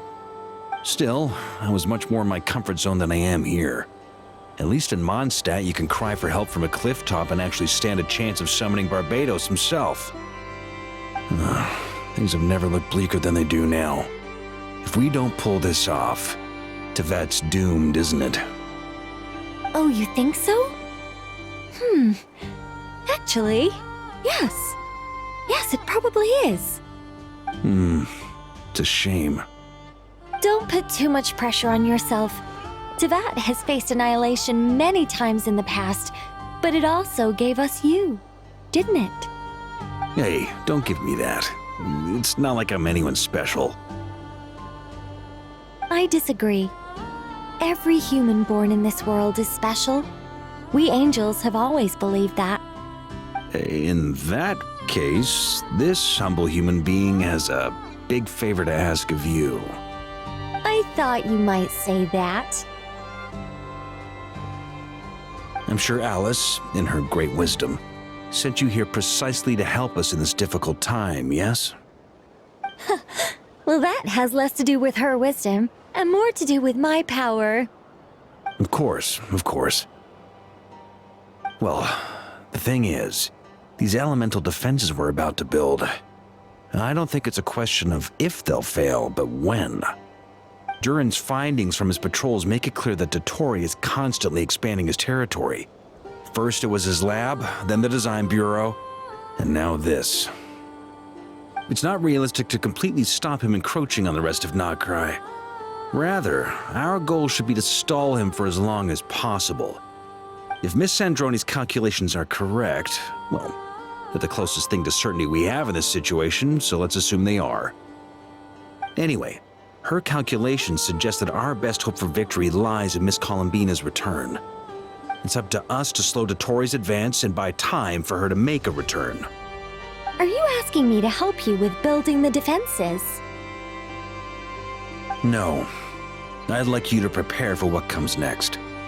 When he eventually reaches us, we will have to fight him. You were an angel once and a mage now. I'm asking you to lend us your protection. Oh. Can I take it that you're triggering the terms you fought for during our three-way talks? Well, technically those terms were about protecting Mondstadt. But if you're happy to agree to the change in location, then yes, let's do that. You're cashing in on this much sooner than I'd imagined. Well, yeah. The way things are going, I might not get another chance. Very well. The mages have heard the knight's plea, and we will respond. To tell the truth, Alice and I had already discussed how we might help you all, so I didn't come empty-handed. I always like to be prepared.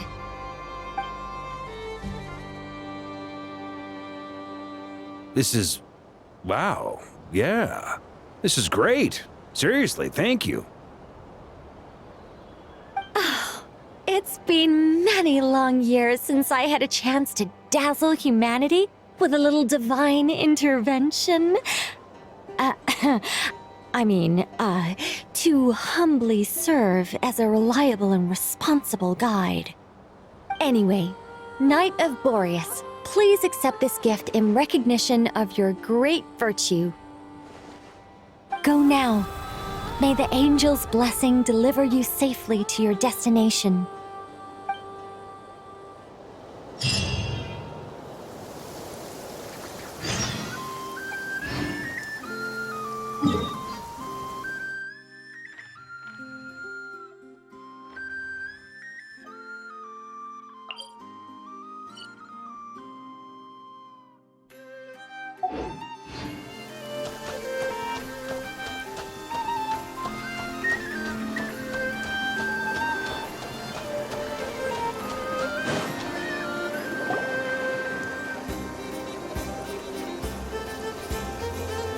You're here.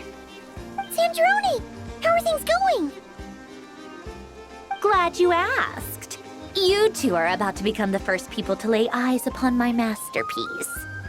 Or should that be the first person and the first, specter? Hey!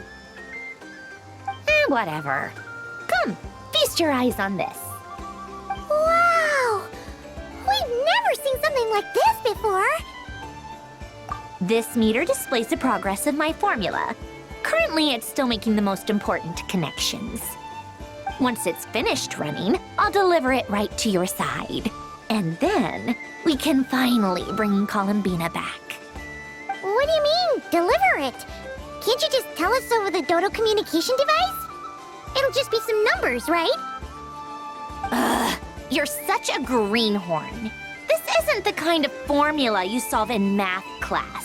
It's a highly complex algorithm capable of constructing a framework of rules. Whatever. We'll be here all day if I start trying to explain it. All you need to know is the formula must be completed before we can bring Columbina back. I'll share the data with you. Nicole's agreed to let me use her information channel, so we just need to use the Dodo communication device like so. And... there. Now you can check in on my progress. Wow! Look at that! You're amazing, Zandrone. About time you recognized my genius. Took you long enough. Anyway, that's all for me. You should check on the others if you have time. Make sure we don't have any weak links in the chain. That might sound harsh to you, but close supervision is a common practice in the Fatui. Not looking to catch anyone out. I just care about everything going smoothly. That's all. I'm kinda stuck here while the formula's running, so I need you to be my second pair of eyes in the meantime.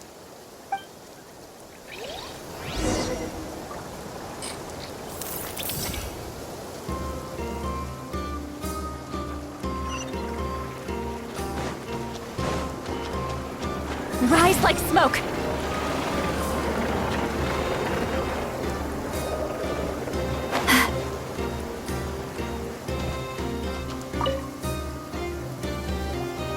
Traveler, Paimon, a pleasure to see you both. Friends! How's everything coming along? Fairly well, if I do say so myself. Personally, I am ready to confront Dottore head-on.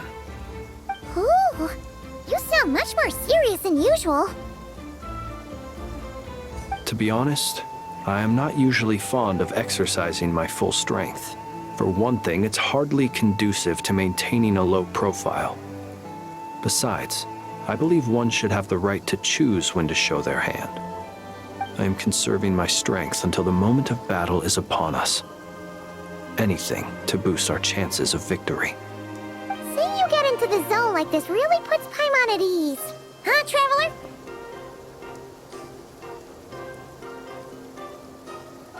I consider it an honor to have your trust. Rest well. I look forward to seeing you both in your element during the battle.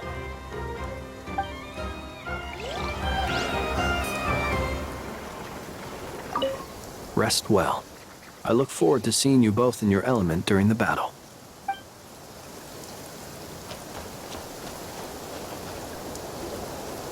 Thankfully, Miss Nicole has come to our aid.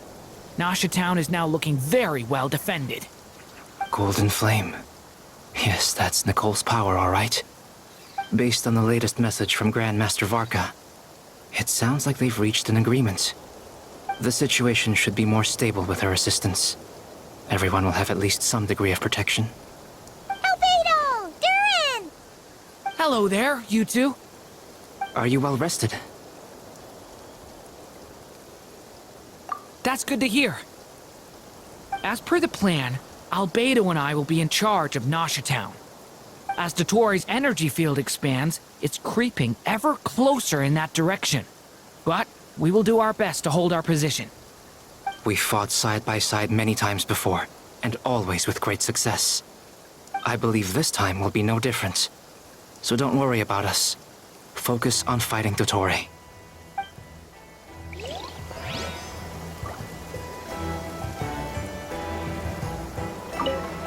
As Dottore's energy field expands, it's creeping ever closer in that direction. But we will do our best to hold our position. We fought side by side many times before, and always with great success. I believe this time will be no different. So don't worry about us. Focus on fighting Dottore.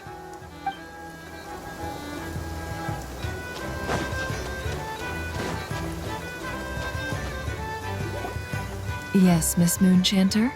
What are you staring at? You always address me in the strangest ways. Lady Moonchanter 1 minute, Miss Moonchanter the next.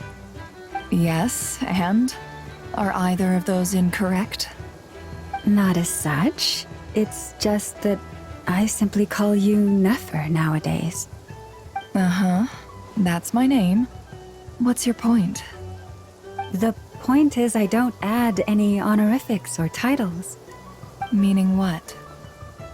That maybe we're on friendlier terms now than we used to be. Is that how you see it? And I thought I was the one with eye damage. Never! on, traveler. Just swinging by to check in on you. How are things going? Did you manage to get some rest? Don't worry about me. I won't slow us down. And I give my all to ensure our victory. Ah, yes. Allow me to give you two a quick checkup. All done. You're both in good shape.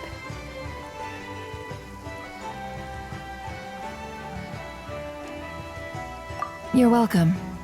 You'll have your work cut out for you in this battle against Dottore, so make sure to get some rest in first. Paimon will keep an eye on her. Don't you worry. I'm glad to hear it. Take good care of yourself, too, Paimon. Sure thing.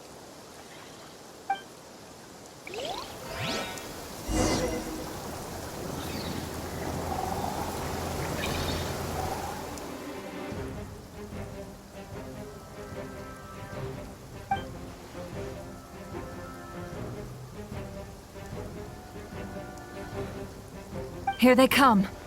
That's quite a horde. As we expected. Get ready, everyone. Take your positions and prepare to engage. Let's begin. I'm at the ready.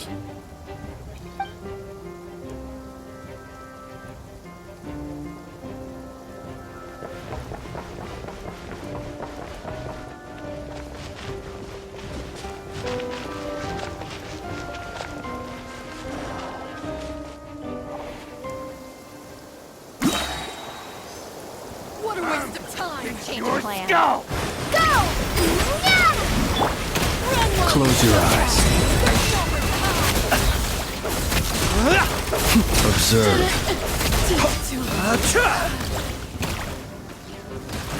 Another one? Fine. The long sleep beckons. Yours! Water jet!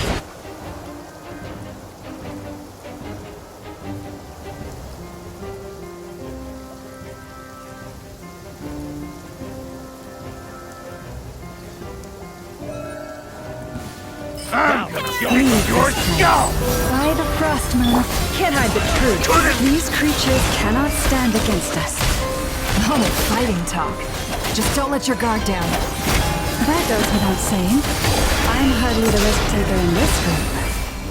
Excuse me?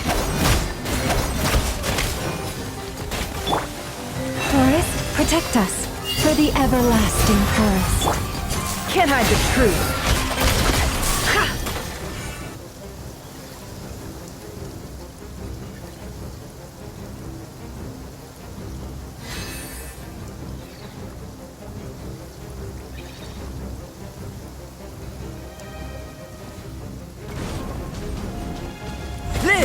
Moments of birth.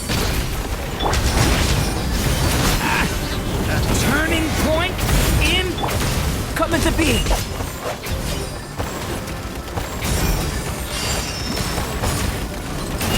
Birth. That was easier than I thought. Naturally. What do you mean? Is it because as created?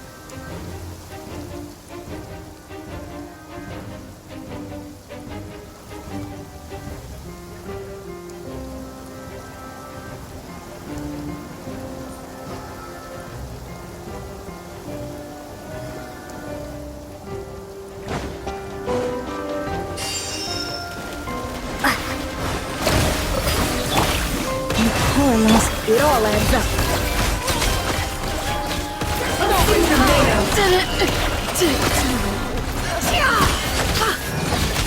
Close your eyes.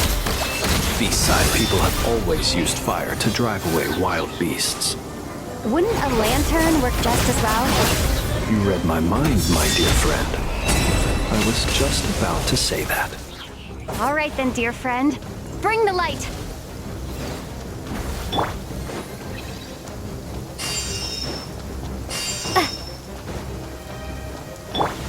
Leave this place with one heart. Can't hide the truth.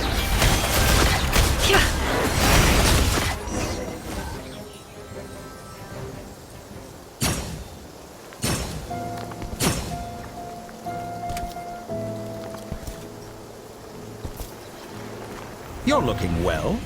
I trust you've had a good couple of days. Dottore. It's actually a good thing, in my view. If the subjects of my experiment were to die prematurely, it would throw quite a wrench in the works. And so, I must thank you all for your resilience. We are no longer on the same level, but you are nonetheless worthy of my respect. A creator god should be merciful and gracious after all. And in any case, it is only right that before I end your lives, the world is informed of the arrival of their new god.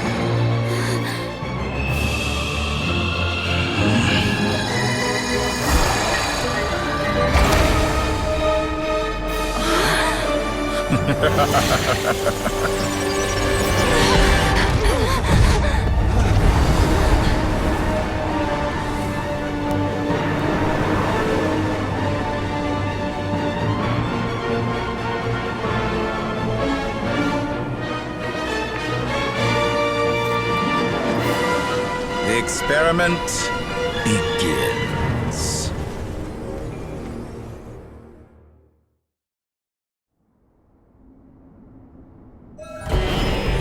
With the marrow of the three moons in my hand, behold the false moons fall!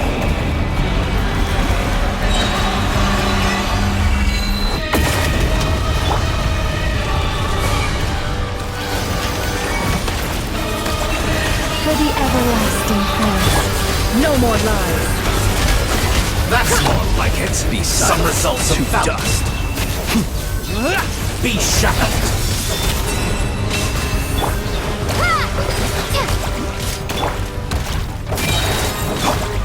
Entropy bends. Beware the creatures of the night. Good. Keep it up. I'm still collecting data. Observe. The dark. Close your eyes. Did you honestly think that would hit me? It's a grave situation. Observe. Excellent. You barely managed to touch my level. Can't hide the truth. First, like an ant in my palm. Oh, I've been moved inside another space, and it's sealed off. Looking at the structure of it, it seems like Dottore intends to trap us here. There's no exit. Our endurance is about to be put to the test. Moon's remnants fall.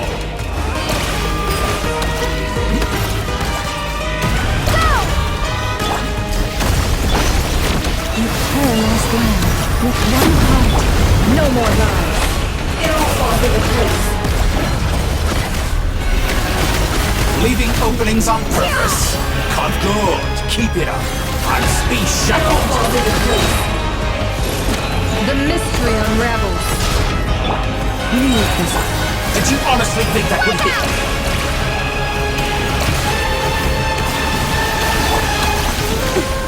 By the frostman of old.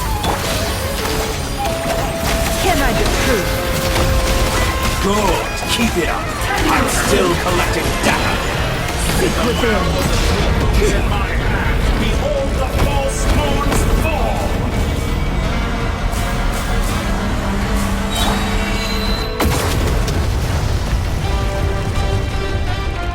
Tell me, where will you try scurrying off to next? Looks like Dottore has opted for a divide and conquer strategy. But we will not allow him to triumph. Now, I initial prey for our victory.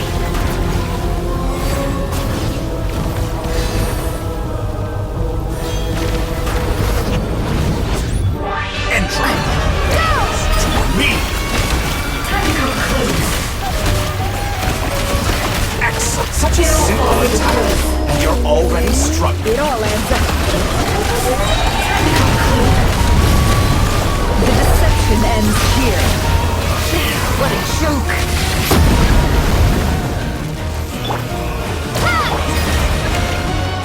No more lies. Outdone!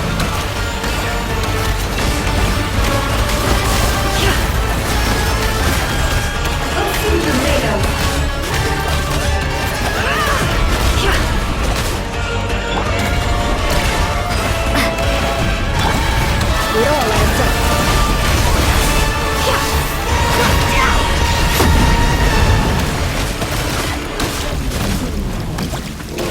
Good! Keep it up!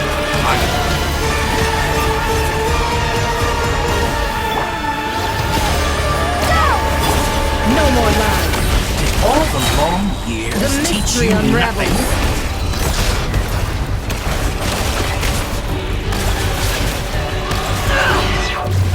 What's this supposed to be? A knockoff version of the space Columbina got trapped in? There really is no way out. We'll see about that, Dottore.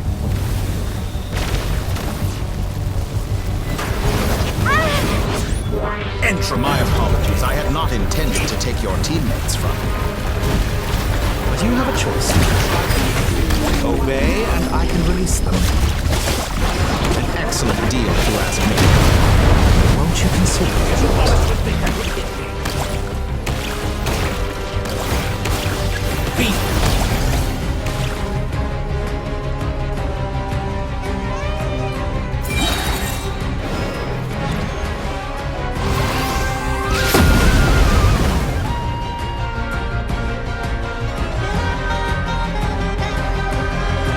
You've been working on some little tricks to surprise me with, but it appears that none of them have come to fruition. My guess would be that you're trying to bring Columbina back. But then, where is Sandrone? Or are you trying to buy time for her? I always found their friendship to be a curious phenomenon. Two highly incongruent personalities, and yet they share a deep connection. Speaking of Columbina, I once saw her as like a younger sister. We got along quite amicably while she was with the Fatui. But then one day she suddenly decided she would refuse to take part in any further experiments. To this day, I truly don't understand what I could have done to upset her so much. It's such a pity. I could have had a sister, a family. But alas, she grew to dislike me. You're not fit to be family to her. That I can't deny. So many people, all obsessed with playing out the same tired old dramas. This world is rotten to the core. And then there's you. You had every opportunity to reach the right conclusion. The thought of killing you off like this? But I maintain that I approached you in good faith, so I will offer you another chance. Will you work with me? You have until I count to 10 to make your choice. 1, 2, 3. Not in a million years.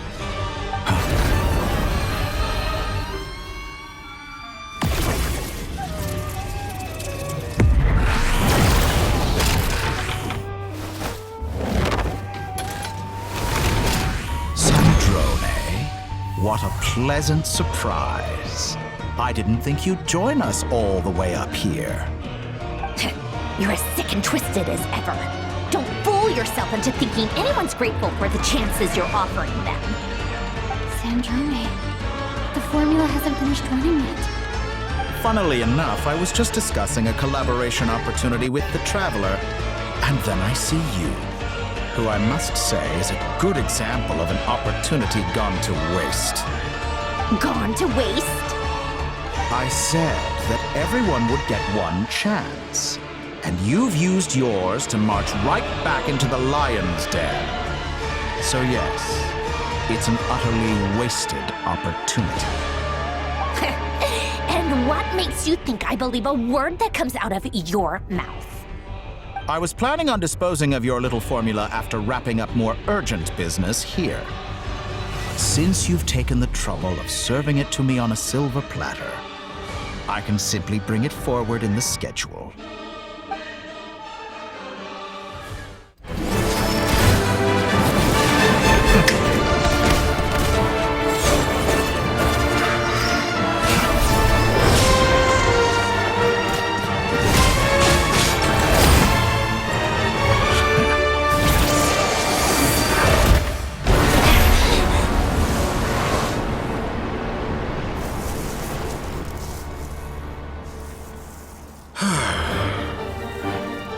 Is this your life's work? This piece of trash?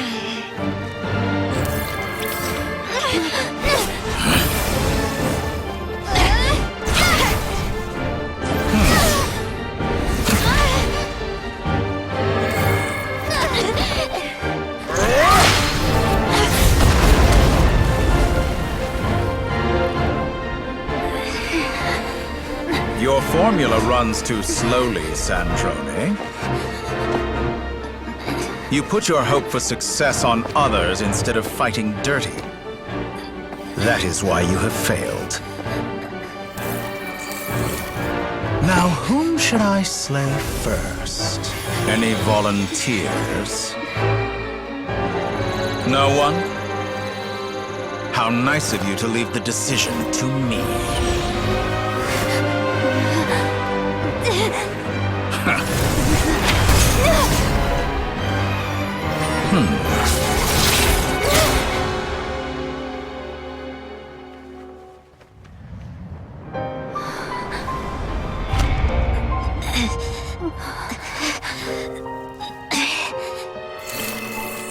Oh, how unexpected. Sandrone, any last words for me, comrade?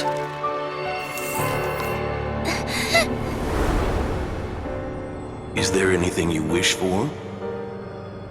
Not really. But I've always known what I don't want. Go to hell, Dottore.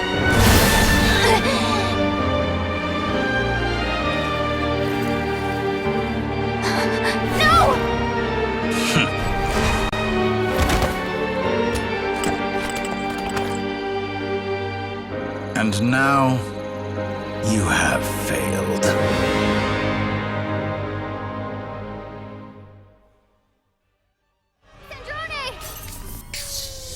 Now you see how fragile mechanical contraptions are. Just a gentle tap, and they fall to pieces. However keen of an inventor Sandrone may have been, her death spells the end of the formula that was running inside her body. Of course, I have to commend her for making it this far. As her colleague, I have to admire her stubborn tenacity. Now, it is time for you to take your place by my side. My count was interrupted, but the second chance I extended to you still stands. Once again, you are welcome to join me. By now, I'm sure you have gained a greater appreciation for the power and authority I wield. What is stopping you from embracing a new world of endless possibilities? Not in the mood to talk? As you wish. You seem less talkative than usual today. I'll change the topic to something more apropos. Sandrone was always like this. Never trusting anyone, always so reluctant to share her research with them. Objectively speaking, she had her strengths. It is remarkable how she extracted and even optimized the world formula from so much data. But her inability to trust was her undoing. Had she allowed someone else to monitor or run the formula for her, you might still have a chance at victory even now. But regrettably, she was a stubborn fool. As much as it pains me, she had to go. Dottore. Maybe this is news to you, but people can change. Columbina surprised you when she escaped, and I think Sandrone would surprise you too. Change? You can twist the truth however you want, but I see it clear as day. You're the one who can't trust other people. Is that how you see me? By this point, what can you hope to do about it?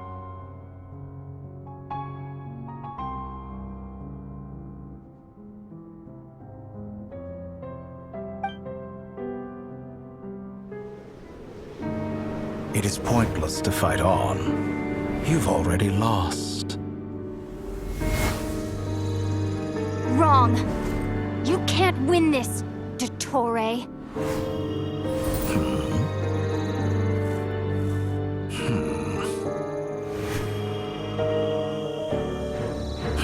What?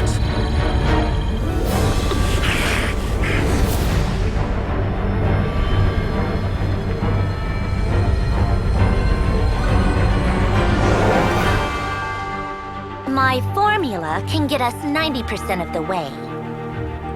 It will connect you to Columbina. Then, I will bring the formula's output to the Traveler's side. For the last 10%, do whatever it takes. Just bring the moon down.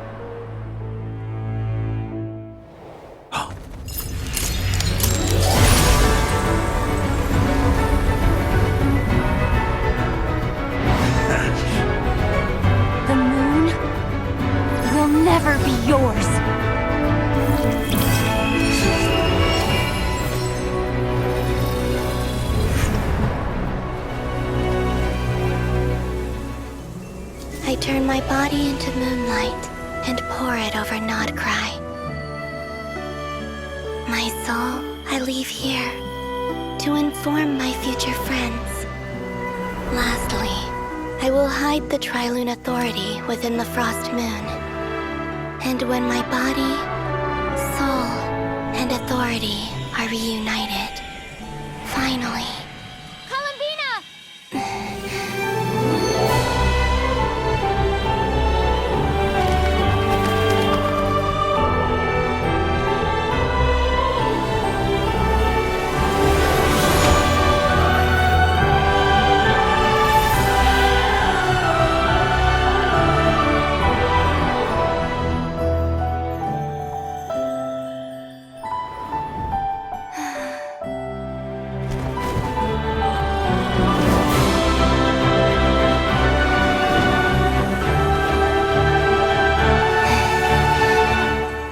It's been too long. I'm back.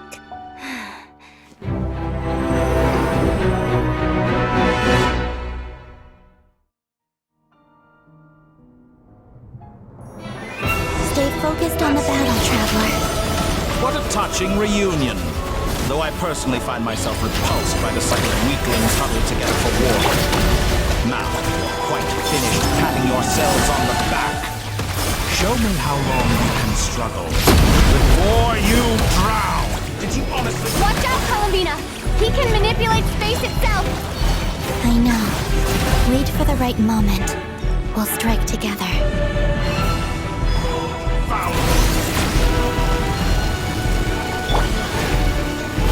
Water jet! Entropy!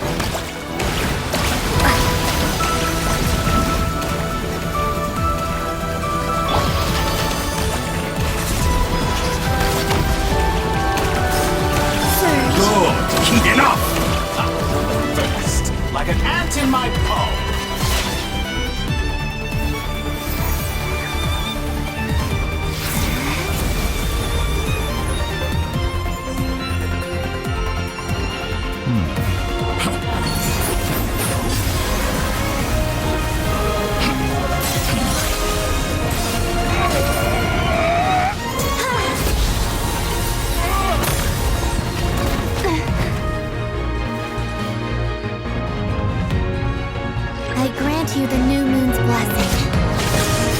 The new moon shines upon you. I am growing weary of your stubborn... It's over, Dottore!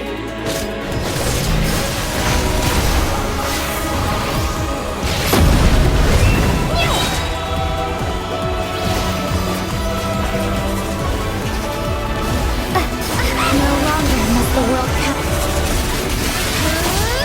Time to pay for your heinous crimes!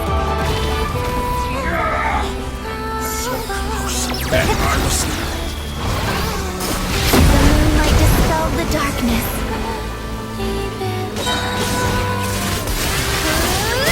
Our future is not yours to command! Decaying world! Everlasting as the moon.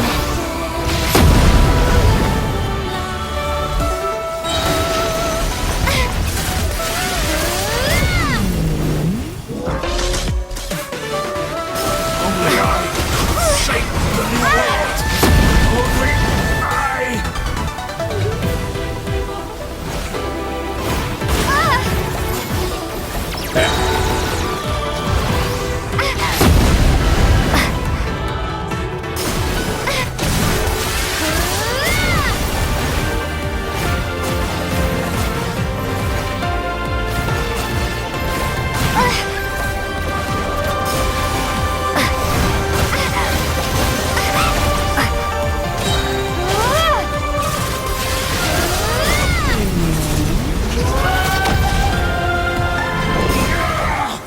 So close. I was so close to the new world.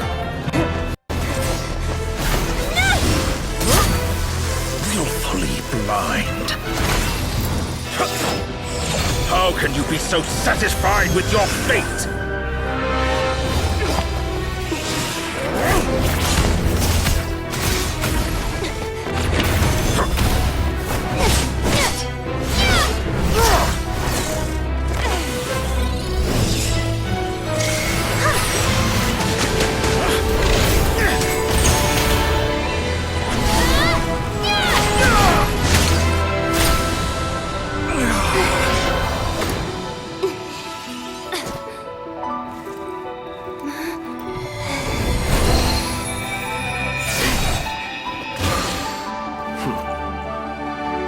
This battle was never about fate. It's about friends, family, and the home you stole from them. So dull.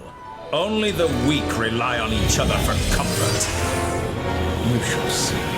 Once I transcend fate, you will be nothing but fodder for my grand experiment! That will never happen.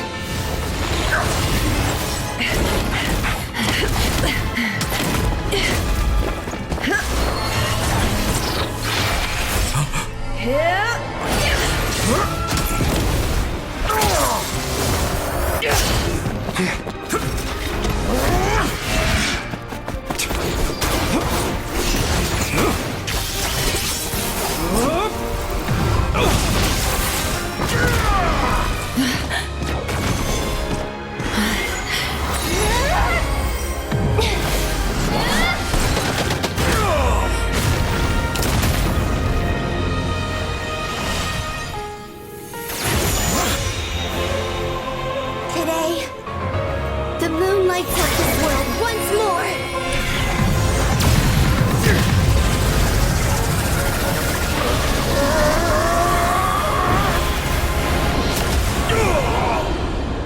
This loathsome world.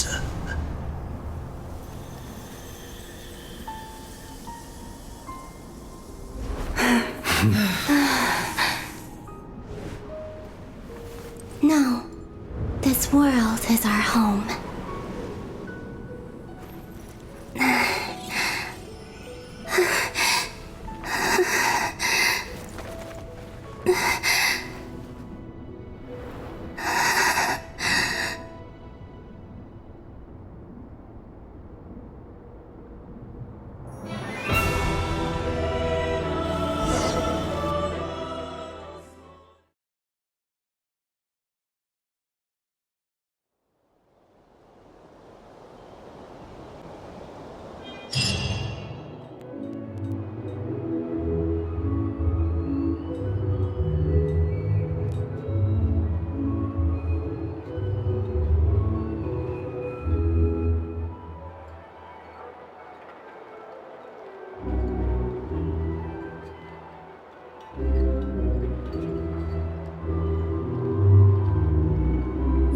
are doing it wrong. The moon looks like this now. What are you drawing, children? The new moon, Mom! It looks different than before, doesn't it? Also... Can I go buy a sugar sculpture today? Please? Just one? All right. I suppose today is a special day after all. Almost like a festival. Extra, extra! Get the latest Nasha Express here! Post-disaster report! Nasha Town reborn beneath a new moon! The voyage begins today! The future looks bright thanks to the League. Want a copy? I knew things would be different, but I didn't think that would include the moon. They say a new moon goddess has been born. A new moon goddess? Who's saying that? The Frost Moon Scions? I guess so. I'm not too clued up on the details. As far as I'm concerned, the moon's still in the sky and it's business as usual. Hey, since we've come all this way, shall we grab ourselves a free meal while we're here? Are you a convert now? Or are you just here for the free lunch? Oh, come on, what does it matter? After everything we've all just been through? That smells good. All right, that's it. I'm hungry. Time to eat. Come on! We gotta get there early, or there won't be any good spots left! Shh, keep it down. This is a residential area. What if people are still sleeping?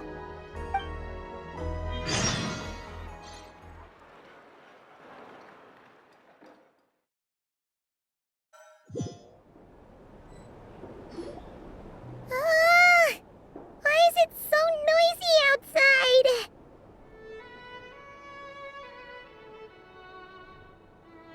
It's okay. Paimon was pretty much awake anyway. It's been so long since we last had a chance to relax, huh? Feels like time is moving slower than usual. What about you? Did you rest well? Still winding down from everything that's happened? Or are you wondering how our friends are doing? Or is it about what Dottore said to you? Okay, if you say so. But don't push yourself, alright? Let Paimon know if you need to talk. What we just went through was a lot. It's totally normal if you need some time to get back in your groove. Luanatar disappeared after Columbina came back.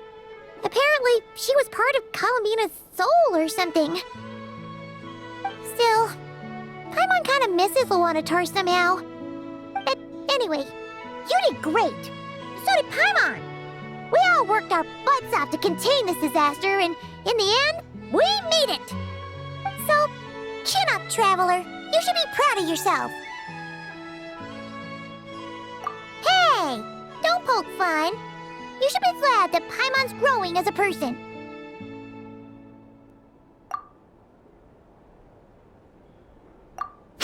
Paimon didn't think you'd mention it. You have no idea how anxious Paimon was. She was worried sick about you. Well, if you really want to show Paimon you're sorry, you're gonna need to make it up to her. You better be ready to splash out on a lavish meal.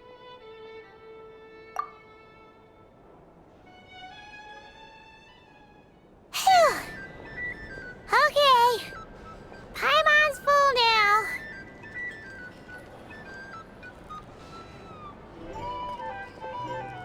Huh? Oh, well... Hey there, Traveler and Paimon! Good morning! Morning, Yehuda! Here for some breakfast? Oh, I've already eaten. Just need some water. I was mostly worried you might forget what day it was today. So, I came over to remind you. Careful there, Paimon. Too much food will make you drowsy. Don't let anyone catch you hiding at the back and nodding off during the League meeting. You should probably be saying that to Aino. She's the baby of the group, if anyone. True. You know, I'm surprised that all these competing groups are actually coming together to try to solve things together. Definitely a first for Nodcry. Well, nothing like a region-wide calamity to bring people together. After that, surely even the most self-interested people have to realize that going it alone isn't worth the risk, right? Try telling Boss Neff that. She's not exactly convinced that people are gonna get with the program. Really? But if she's so pessimistic about it, why'd she agree to be the Curatorium's representative in the League? Probably 'cause even though Unity sounds like a pretty far-fetched idea, the benefits it would bring make it worth a shot. I think things will work out, though. I swear, Nodcry feels like one big family now with everything that's happened. More than it used to, anyway. Paimon's with you on that one. And it seems like plenty of other people agree, too. Just listen to the bustling streets. All right. Everyone's been rebuilding these last 2 weeks, and the evacuees have been coming back in droves. Life's slowly returning back to normal. Which means my workload's probably gonna shoot back up. Were you about to head out? There's still some time before the ceremony begins, you know. Yeah, we were gonna take a stroll around the square and say hi to some friends first. Sounds good. See you later then.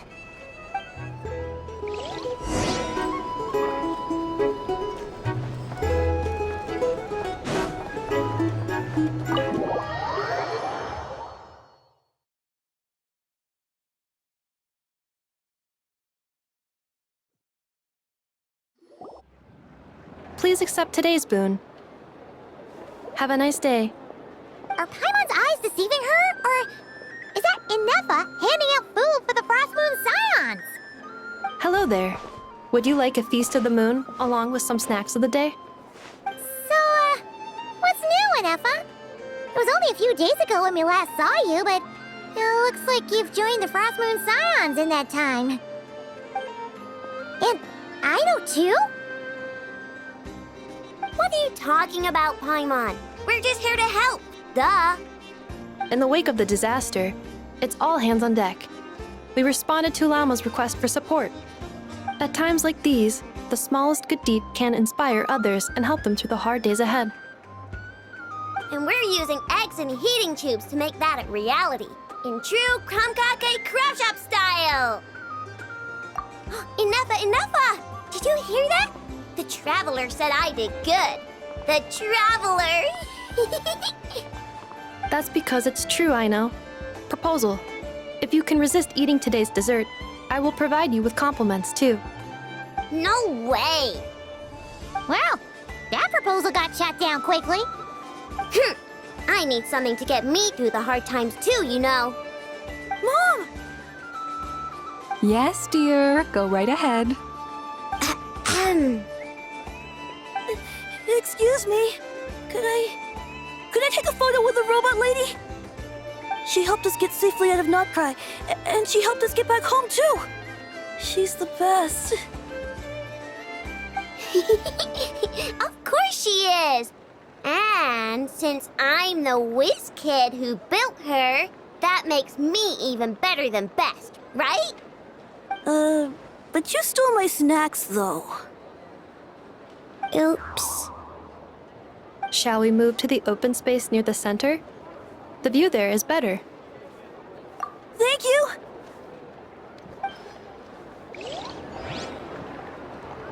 Aren't you the better pick for this job, Flint?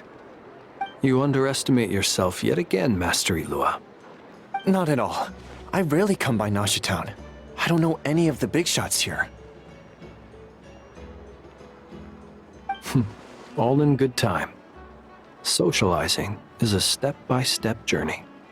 But you're much further ahead on that road, aren't you? You're not seeing the full picture. You know the truth now. My friends do not understand my habits. There is no question about it. The Lightkeepers need a representative in the League. Someone who is upright, cares about other people, and can realize their self-worth through group action. You say it like you wouldn't make the cut. I am most flattered that you think I would. Sigh a little less, Master Ilua, and have more faith in yourself. All the Lightkeepers agree that you're a very promising young man. That is precisely why Starshina and Nikita felt safe delegating such important work to you. I'm sure we all also agree that we would sooner die of dehydration than manage to wrangle anything out of you in a discussion. My apologies. I am not in the habit of bringing water with me when I go out. Whatever. I'll take the job. By the way, who else is part of this? Oh, it's quite the who's who of Nodcry. There's the Moon Chanter of the Frostmoon Scions, the boss of the Curatorium of Secrets, a representative of the Voynich Guild, and even someone from the adorable Kromkake craft shop. I'm sure you will find speaking with them to be a genuine pleasure. If you say so. I've never done this work before, so I'm honestly a little scared of making mistakes. But I'll do it. Not only is it our duty as Lightkeepers, but because I want to make Nodcry a more welcoming place. An admirable attitude to take. The beacons are lit, Ilua. We're but one step away from breaking through the blizzard. We have the chance to band together and build our shared homeland into an Elysium. This is unprecedented for Nodcry. An opportunity not to be missed. Yeah. You're right. I'll do my best. Quite a few familiar faces have arrived. Let's go, shall we?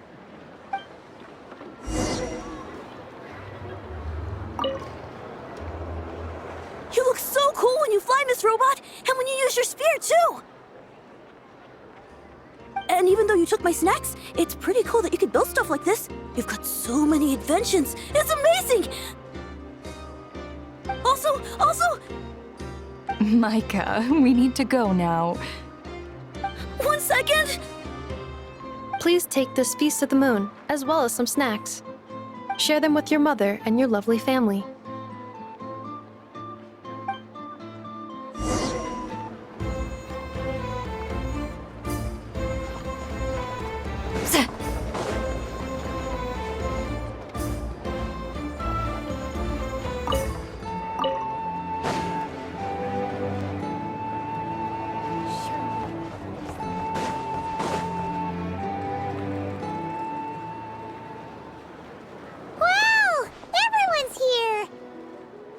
You seem well rested. I know no one's asked, but I'm sure you all want to know, so let me just say, we're doing great. Thanks. Well, great, but not perfect. Starting to lose my mind from boredom. Can't drink a drop of alcohol while I'm waiting for my wounds to heal. I'm sure you had a sneaky swig or two. Wait, how'd you find out? I'm sure you must be missing Mondstadt after all these years away, Grandmaster. Yeah, you could say that again. Every time I get news from Mondstadt, it makes me want to go back and see the place for myself. Honestly, once things are wrapped up here, I think it'll be time to head back home. Hey, looks like someone's taking the stage. Can everyone see okay? Anyone need a boost? I'll just listen from the back. It's fine. You're taking this pretty seriously, huh, Durin? Well, it's not every day that I get the chance to see how people speak in official settings. Soak it up like a sponge. I'll make sure you get a chance to practice for yourself later down the line. Actually, I know just the thing. You can debrief the Knights of Favonius for me. Mr. Varka, are you forgetting that I'm not a Knight of Favonius? I can knight you. Any particular title you'd like? Is he joking? I really can't tell. You'll have to figure this one out for yourself. It'll be a good learning experience. It is my honor to host the opening ceremony for the League, and to have this opportunity to speak to you all in my capacity as Voynich Guild representative. Could this person also have been pushed onto the big stage by the real big shots? Guess I'm not the only one then. We come here today, having weathered the trials and hardships of yesterday, and having learned from them the importance of unity and cooperation. All right, here we go. Uh-oh, looks like Aino's off in Dreamland already. Wait, Boss is looking kinda drowsy too. What's up with her? Come on, get this speech over with already. Nodcry is our home, the land we rely on for survival. And as we chart a course for the future, may we persevere through the storms ahead as we sail towards a new era of prosperity, freedom, and hope.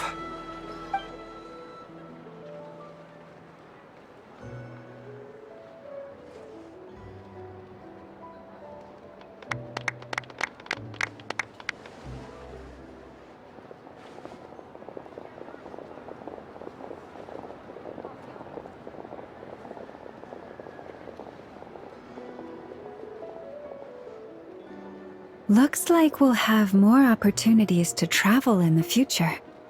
I'm sure you'll cope, Lady Moonchanter, given how fleet of foot you are.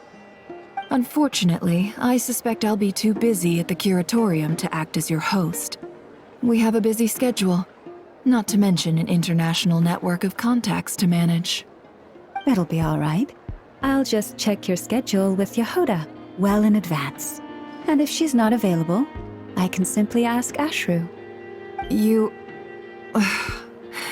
So giving my employees extra workload isn't enough for you? You're really going to drag my cat into this too? I thought you'd approve. Aren't you forever increasing your employees' workloads? That's a bold statement. Are all the Frost Moon Scions feeling more audacious now that your moon goddess has returned? Columbina's return has brought joy to all who care about her.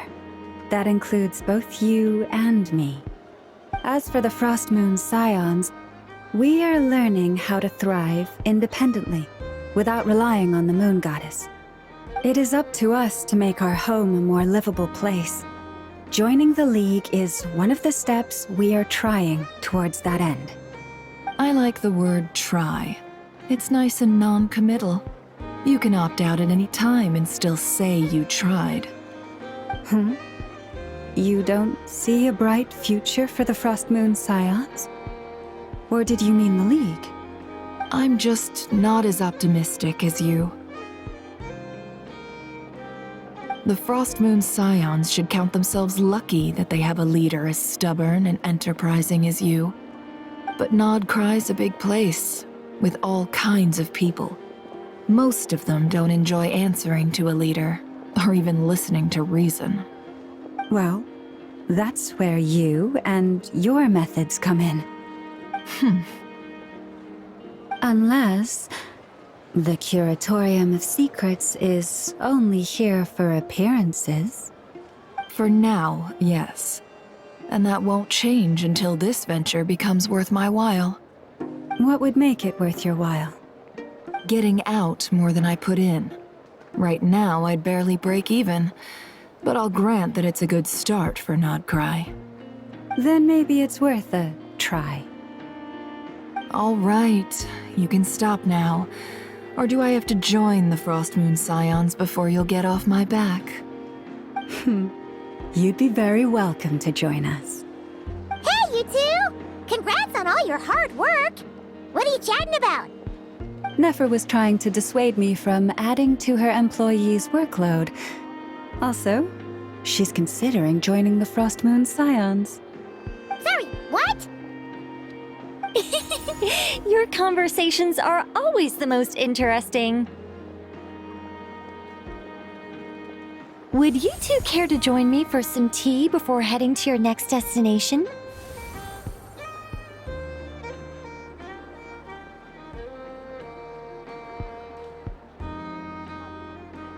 Nicole, Aren't you gonna show up today? Sadly not. I'm otherwise occupied right now. I'm sorry, Paimon. I can hear how disappointed you are. If it's any consolation, let me say that how things appear on the surface is a far cry from what they are at their core. Perhaps you'll feel better if you focus on the fact you have a special line of communication with the great mage herself. Okay? Has something happened? No, or not yet, anyway. Well, that's not ominous at all. Not for the time being. Just think of this as a general check-in to make sure this communication system is still running smoothly. Besides, it's good to chat once in a while if we want to maintain our friendship. You could have just said so. Paimon got all worked up for nothing. Still, the best friendships are built through face-to-face interaction, you know. It's never gonna stop being weird having tea with you when you're not there and just talking to thin air. All right, fair point. I'll bear that in mind for next time.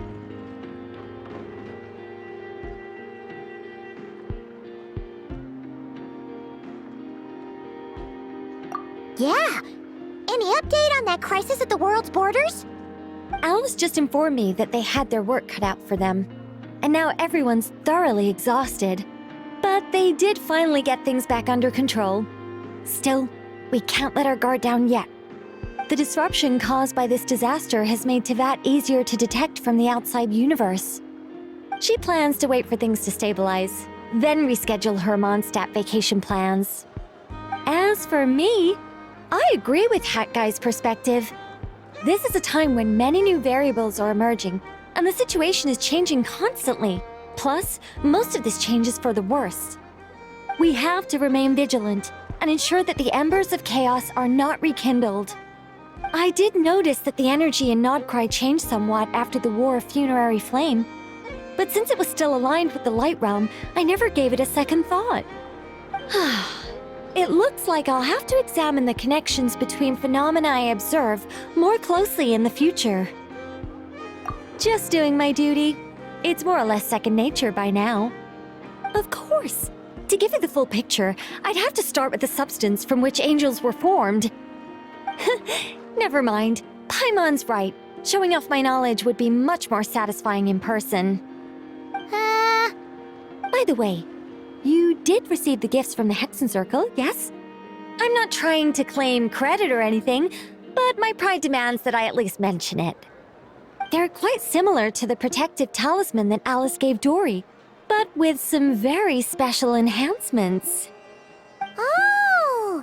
So that's what kept our friends safe when Dottore trapped them. Indeed. We went to great lengths to make sure they were invisible to his eyes. I'm so happy they came in handy. Still, not fishing for gratitude, by the way. I just want you to be aware that sometimes your friends may be protecting you in ways you cannot perceive. Anyway, I'll contact you if anything else crops up. If not, you know what they say, no news is good news. Oh, my angelic instincts are tingling. They say you should head to the docks next. Your friends are about to board their ship home.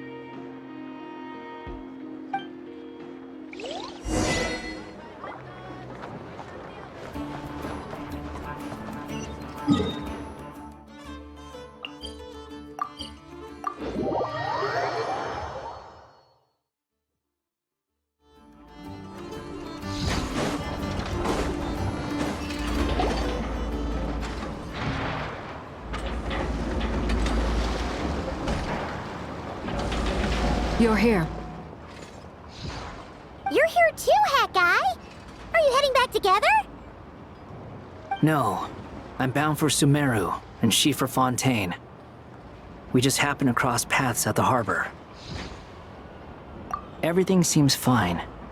Sandrone may have an abominable temper, but she's always been very responsible with important calculations, and things entrusted to her by valued friends. You always speak as if you know us inside out, Mr. Hat Guy. Maybe I'm just a good judge of character. I certainly hope that's all there is to it. Regardless, you have been a significant help in this matter.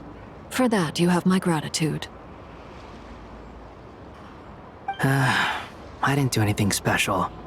Sandrone's the one who completed a seemingly impossible formula and turned the tide of the entire battle, even giving her life in the process.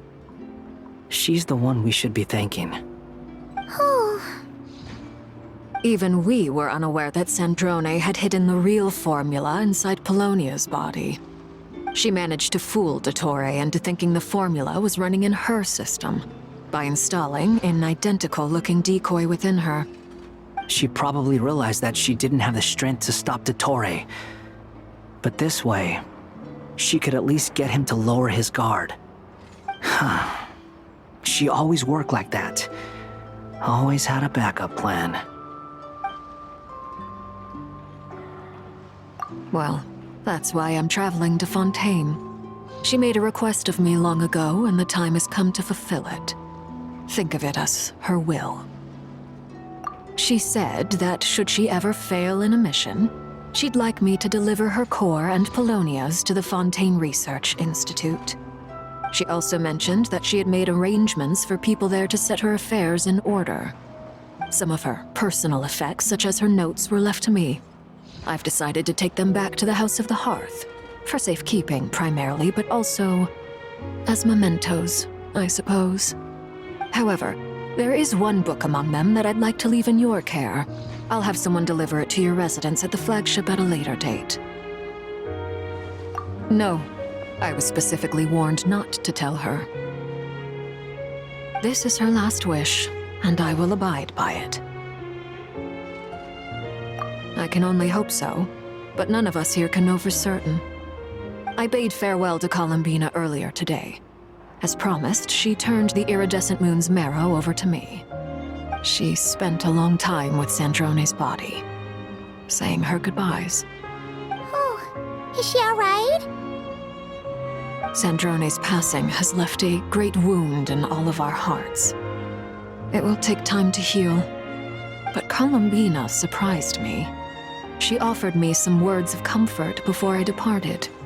Despite being grief-stricken herself, she showed an awareness of the feelings of others around her. She never used to act like this. Clearly, she has grown. And I suspect that we have you to thank for much of the change we are seeing in her. After these recent events, the Tsaritsa has revoked the Pale Star Edict. Snezhnaya now realizes that the arrest warrant for Columbina was just a ploy by Dottore, who coveted her powers. I shall return to Nodcry to see her as soon as I find the time. I hope that from now on, she too will explore more of the world. Columbina Hyposelenia's journey is only beginning. My ship is here. Traveler, Paimon, we shall meet again. You too, Hat Guy. What are you still bumming around for? Isn't Columbina waiting for you? I thought today was the day you'd agreed with her to go find out the truth about your sibling. You're afraid you won't like the truth when you see it. Well, this is new. I was starting to think that nothing could scare you. Don't say that! Wouldn't you be if you were in this situation? Fair point. But I'd say I have more experience facing up to unpleasant truths than the Traveler. They say blood's thicker than water. I know how much you need your family back. More than you need any of your friends. And I'm sure that all your real friends understand that too. No matter what the truth turns out to be, they will stick by you and support you, whatever decision you make. Finding the truth is important. But more important still is what you choose to do once you've found it. At least, that's the life lesson I've learned from my experience, grappling with the truth. What? now that Dottore's dead and gone? A little, I guess. But it hasn't solved everything. Maybe I regret not getting to end his life with my own hands. Or maybe it's something else. But for whatever reason, I still feel like I have a chip on my shoulder. Either way, I'm going back to Sumeru. Lesser Lord Kusanali is gonna need help dealing with all the chaos Dottore left in his wake. Not just from this incident, but everything he did in the past, too. You should continue with your journey, as you've always done. Who knows? Maybe we'll meet again someplace else. So, what should we do now? If you want to explore a bit more to steady those nerves, Paimon's game! After all, when Columbina said she knew where your ship was hidden, Paimon promised to give you two some alone time with the truth. It hasn't been all that long since we were last apart, sure, but with Columbina there, Paimon's sure things will be just dandy. Ain't no biggie. Paimon might be all about that food and fun, but she knows how to do right by people. Paimon's sure you'd prefer to digest the news about your brother in peace. But, no matter what you see, just know you can share it with Paimon. Of course, as long as it's not super private. If you can't make sense of something, let's give it some thought together. And even if we both can't figure it out, Paimon can at least treat you to a nice meal. Glad to hear it. Feel better now? Alrighty. Next up, time to meet with Columbina.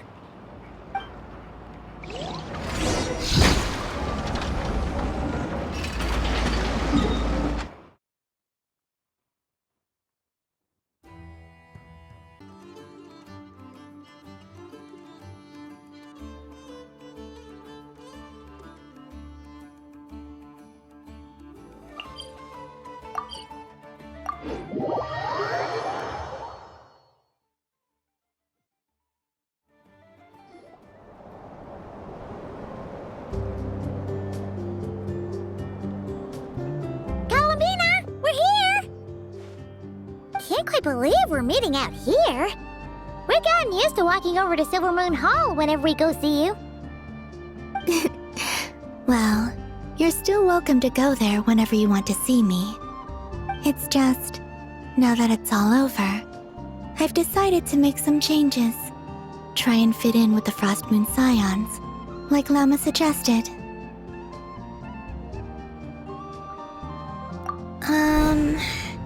The older generation are still timid around me.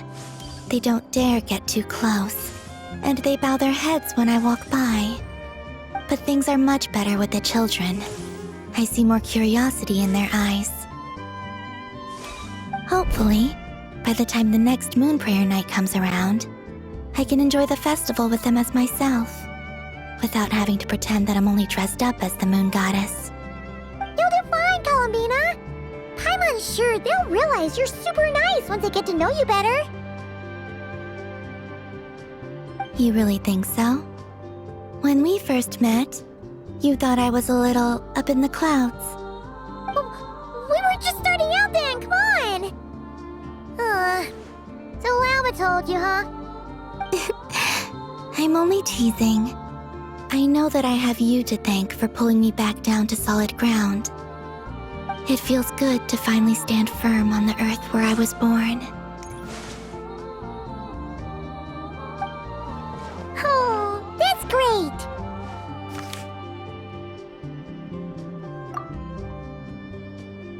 Thank you. I'll make sure not to lose it this time. Well then, are you ready? Ether, what happened to our spaceship back then? Why did you leave? It's time to learn the truth at last. I'm ready as I'll ever be. Good. Then let me open the way for you.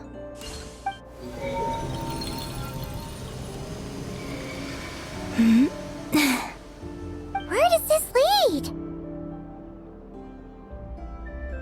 To our shared destination. Huh? Do you remember me telling you about my missing prologue back when we just met? I said that my story began on the moon. But while I was inside the moon's reflection, I realized that my prologue was really hidden in the future. I just had yet to discover it at that point. The story of the time before I was born was in fact the story of my distant future. It's truly fascinating. But when I obtained the Trilunar Authority and returned to our present reality, I sensed something I hadn't expected. Your prologue. So you mean... Yes, your spaceship. All this time, it has been hidden on the Frost Moon, which lay beyond the sky. The great ruler of the firmament. The heavenly principles. Wait, them? Why would they do that? I don't know. Perhaps your ship contains something that is incompatible with Teyvat. Or something that cannot be known. Oh, did I pick a bad time to say this? I know it must have been hard to work up the courage to do this. Maybe I should have waited until you were on the moon, with no chance to back out. That would have been kind of mean, you know.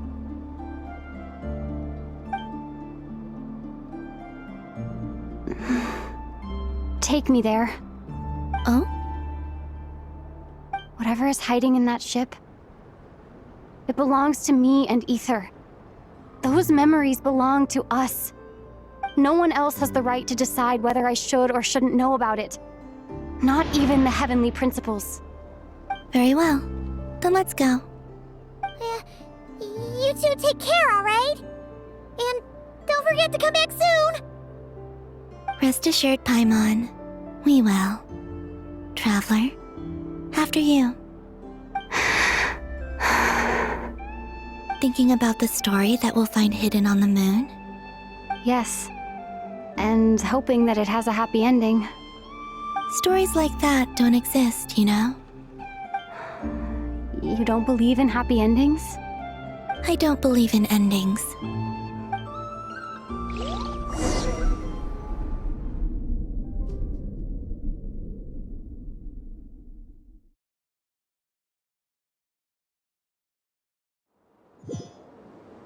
Where am I? This is the pathway I built between Teyvat and the Frost Moon. The moon is very far away from us, so it could be a long journey.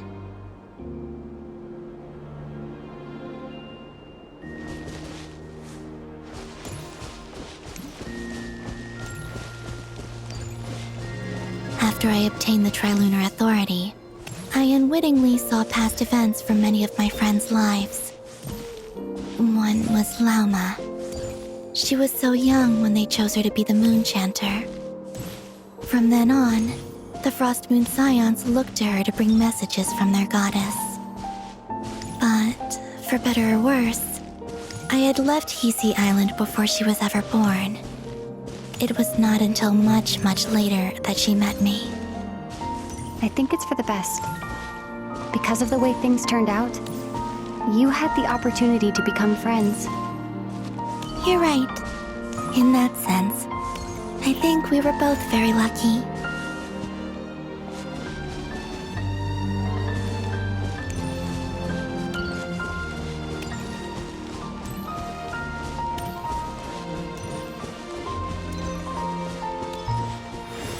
Oh, and about that mage, Nicole. I only recently learned that she has lived in Teyvat since the time of the Three Moon Sisters. The Moon Goddesses always had a good relationship with the angels. I suppose our friendship continues that tradition.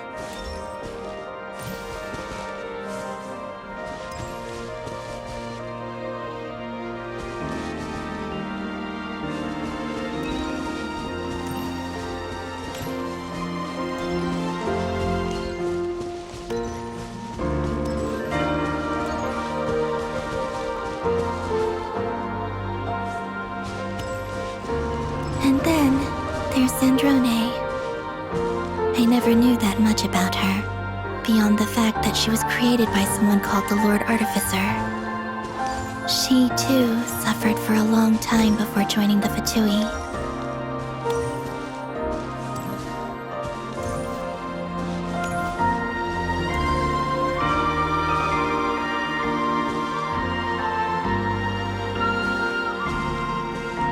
How I wish I could talk to her again, even if only to hear her say nasty things to me.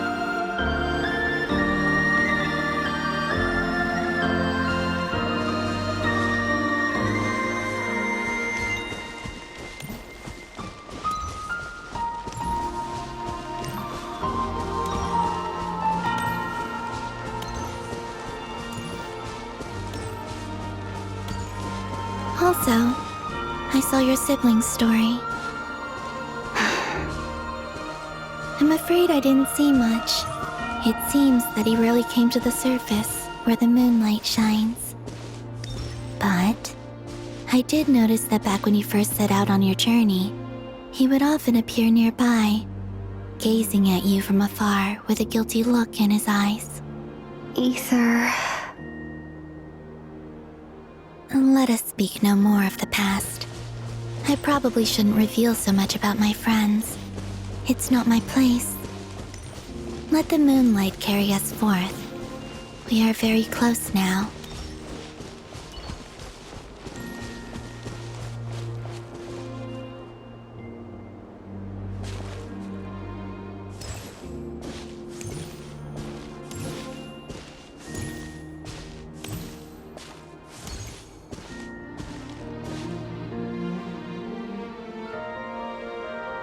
After this, I'd like to bring some kuhenki to the moon as well.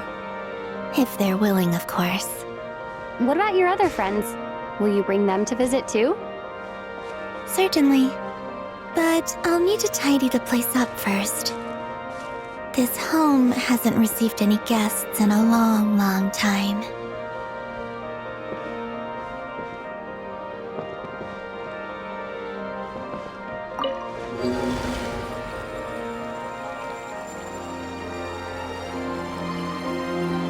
I remember writing something similar with you on Moon Prayer Night. I believe it was called... Dodoko's Whirligig. Yes, that was it. You asked me if I was afraid to return to the moon, and I said that I was. The idea that I had gained something precious, only to lose it so quickly. That frightened me. But I'm not afraid anymore. Besides, this time, we're traveling together.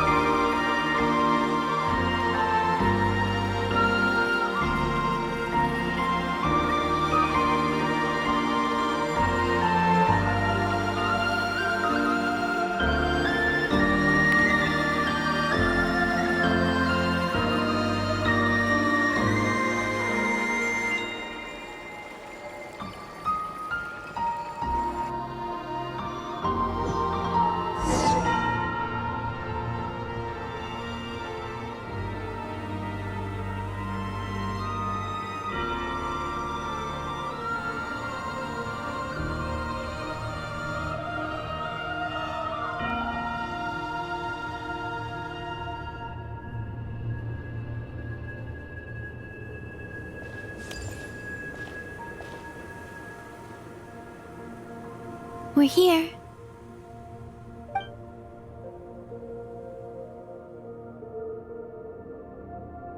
Over there.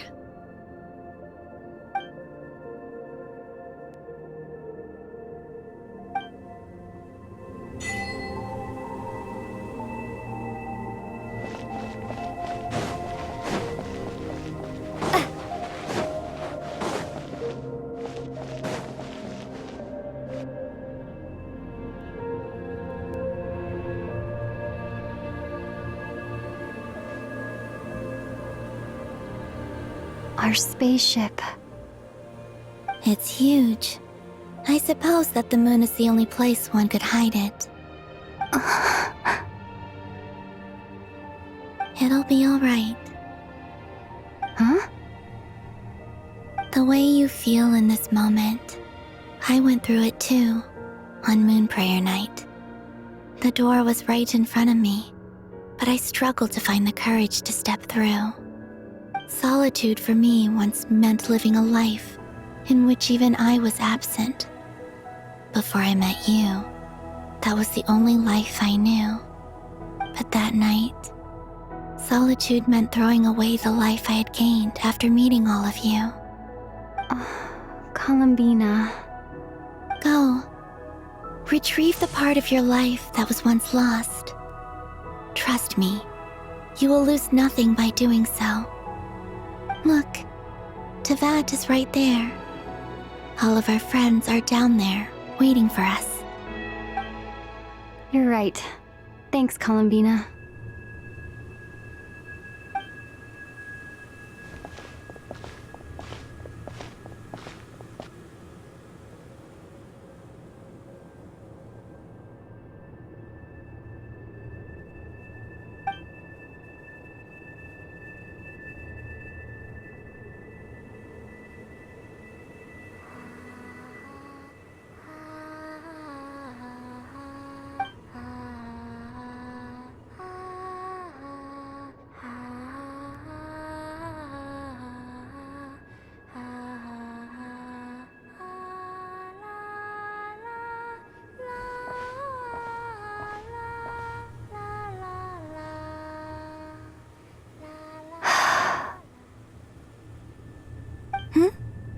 Finished?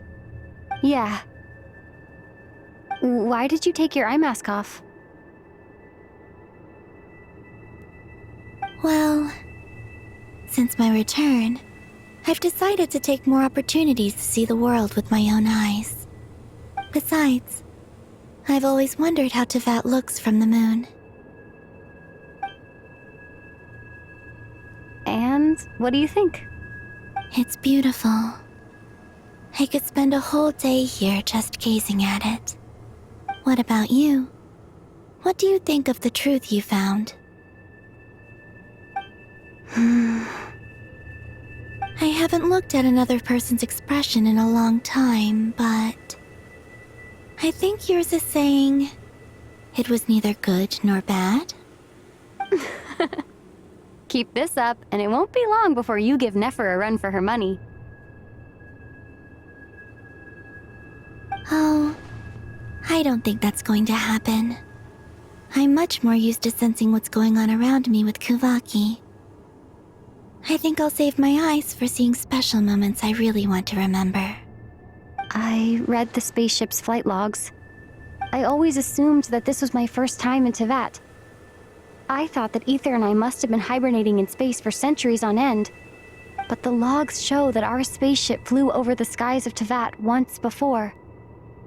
A long, long time ago. Flew over?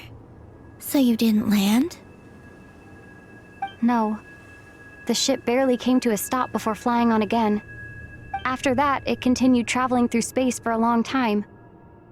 Some of the data is corrupted, but I suspect that it kept flying for thousands of years. It was only after that that the ship made a forced landing in Nodcry. When Ether found me, he came from outside the ship. Could this mean that he left the ship long before I did? Maybe even during our first pass over Teyvat? Are you alright? Yes. I can feel that the truth is coming together, one small piece at a time. I remember Ether telling me that when he first arrived in Conria, he could not recall the past. So this might be something that even he doesn't know. Here, I made some space for you. Your mind must be racing, and this seems like the perfect place to relax and clear your head. Oh, wait, there's one more thing. What is it? Wait here a moment.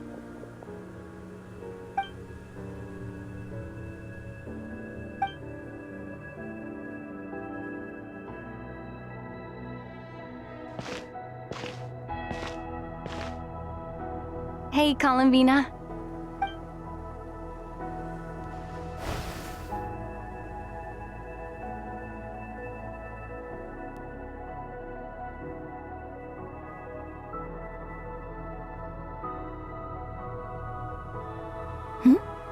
Is that a new outfit? An old one, technically. It's been in a cabinet inside the ship this whole time. It's a matching pair with Ether's. He always liked this set more. Huh. I don't think there's a huge difference.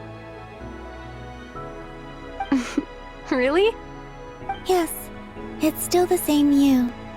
You're the same person, no matter what clothes you wear. Only Columbina would make an observation like that. Traveler, do you consider Teyvat your home? Home is wherever Ether is. But then, after all the time I've spent here and everything I've been through, yes, I'd say it's my home. Would you change your answer if Teyvat changed appearance? I mean, if the truth about Teyvat turned out to be different than what you thought. I don't know. But I don't think so. The truth is not what matters most to me about Teyvat.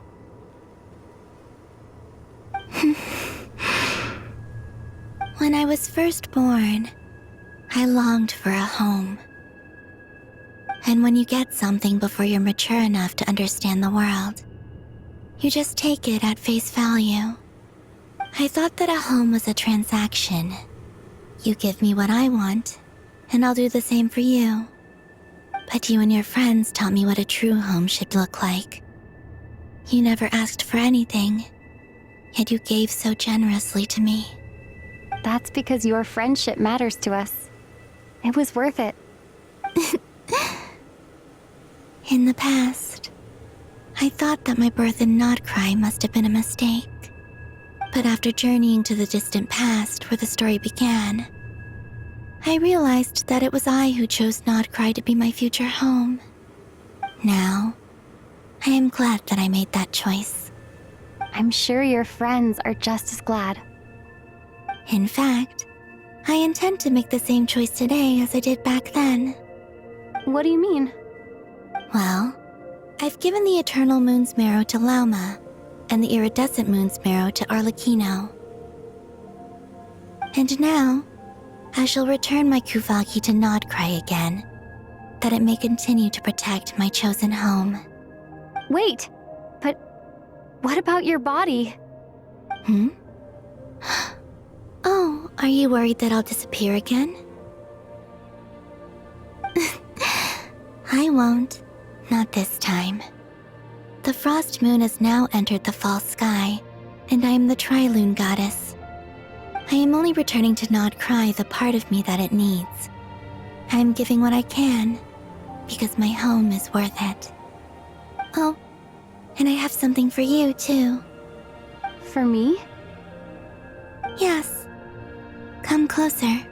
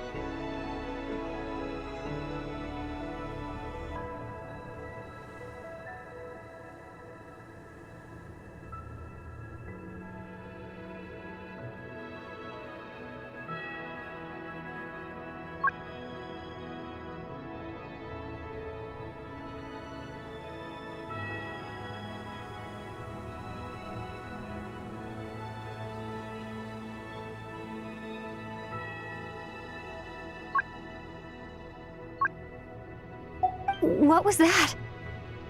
I lifted some of the restrictions this world placed on you. I trust this will help in your future adventures.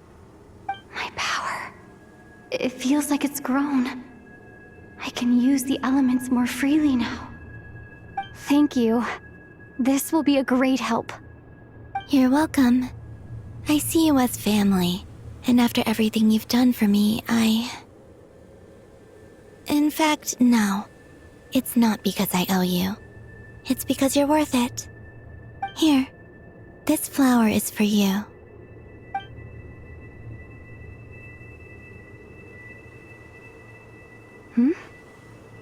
Isn't this a moon prayer blossom? Yes. Don't worry. You will never see these flowers lose their color again. I'm finally discovering the joy of giving. How I wish I'd learned this sooner. Hey, better late than never. What are you thinking about now? Why don't you take a guess? You get 1 shot. I don't think I'll get it in one guess. But I'm sure it's a happy thought. That's kind of a sneaky answer. I can't say you got it wrong. Down in Teyvat, the moon seems so far away. I felt it might always lie beyond my reach. But on the moon, everything feels so close by. The haze that once enshrouded the skies has finally been dispersed.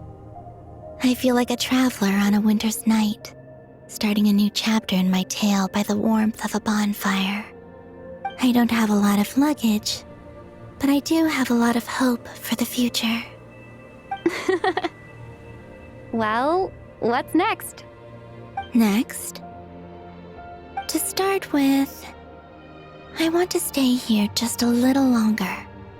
After that, let's return home and continue our journey.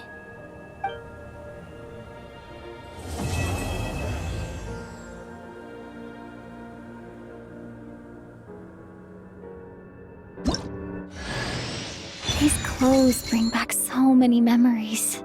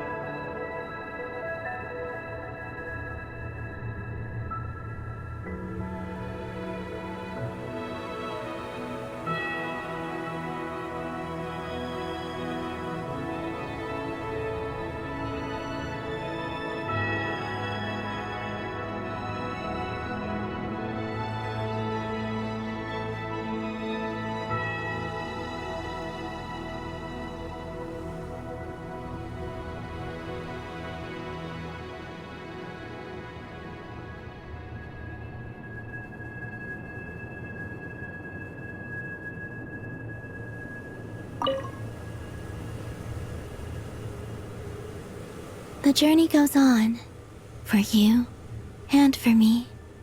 Like I said, this is not the end. I don't believe there has to be an ending. Oh, is that your next destination? Most people would probably tell you to pack some warm clothes. But I experience things differently than most people, so I can't know how cold it is. In fact, it is home to quite a wondrous heat source. I think they call it Kreshnik's torch. Every city in Snezhnaya is built around one of those. I sensed the energy it gave off as I was passing by on a railway train. It felt grand and distant. I also recommend the Korolievsky troupe in Snezhnograd. They give performances quite regularly, and entry was free for harbingers. I liked them a lot.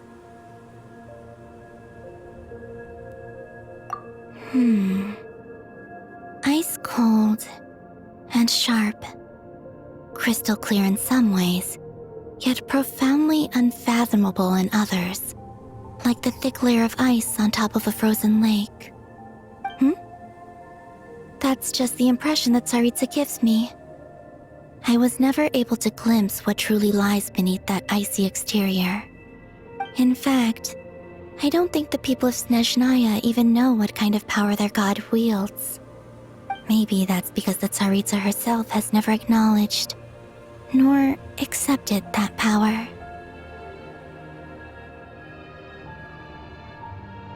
There's Regrator, the Rooster, and the Jester. Between them, they control a lot of what happens in Snezhnaya, but I can never wrap my head around how exactly power is split between them. I just know they are each responsible for many specific domains. I noticed that the Rooster and Regrator often appear to get along on the surface, while working against each other in secret, and theirs is not a friendly rivalry. But I wasn't particularly interested, so I tended to keep my distance. Now that I think about it, the term Mistelton often seemed to come up in connection with Project Stuja.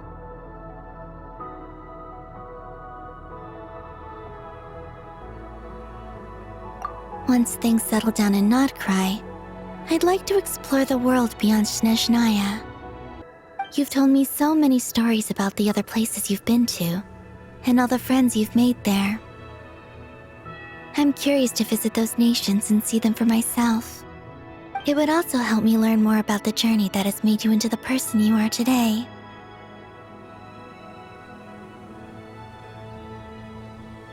Okay. As you continue on your journey, don't forget to gaze up at the moon once in a while. It is, after all, no longer an illusion. It shall cast down its true moonlight, connecting us in truth.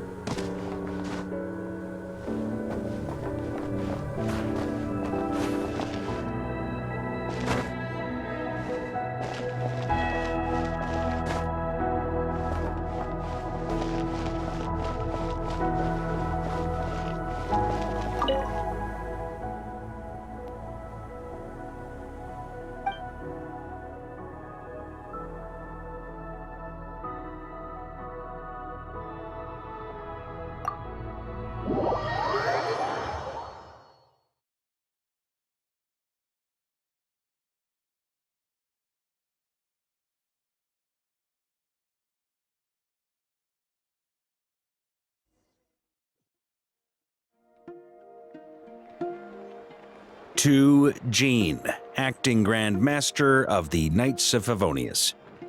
This preamble is such a pain to write. It's probably high time we got rid of this acting business. I trust that Dern has updated you all on recent events. Hope we didn't worry you too much. The good news is, we managed to come together and put a stop to the Doctor's evil schemes. With that, I think it's safe to say that Notcry is finally out of the woods. As for the Fatui, not counting the Damselette, aka the Moon Goddess, who has left their organization, we found ourselves allied in this instance with both the Knave and Marionette. May she rest in peace. As ever, we find ourselves better off for making friends rather than enemies. But until we can ascertain the Tsaritsa's true intentions, the future remains uncertain. In a short while... Wait. How am I meant to surprise everyone if I tell them in the letter that I'm heading home? Well, that would be a huge waste. Okay, got it. I will begin sending the expeditionary team back home in waves. I'm sure they'll be able to answer any questions you still have. I hope they won't gloss over the details of my many heroic deeds. But if they do, I'm sure it'll be because they're just too exhausted from the long journey. I think of Mondstadt daily. Please give everyone my best regards. P.S. The honorary knight went above and beyond this time. Are there any other honors we can give her? I'll leave it with you. P.P.S. Please be extra nice to Klee for the foreseeable future. I cashed in on the last favor that the Hexen Circle owed us, so we need to earn some more goodwill. If there's any serious problems, feel free to stick me in solitary confinement when I get back. I'll do the time for her.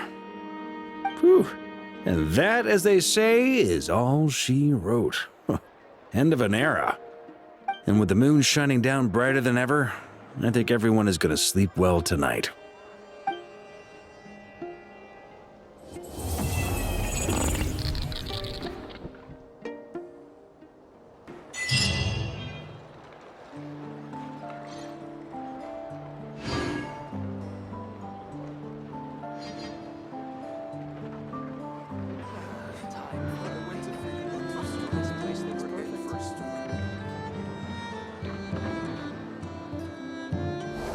Trust me, when it comes to local delicacies in Pyramida, nobody knows more than me here.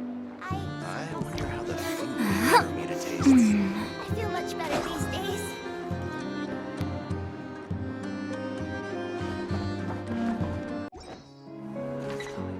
Guess it never hurts to try a bit harder.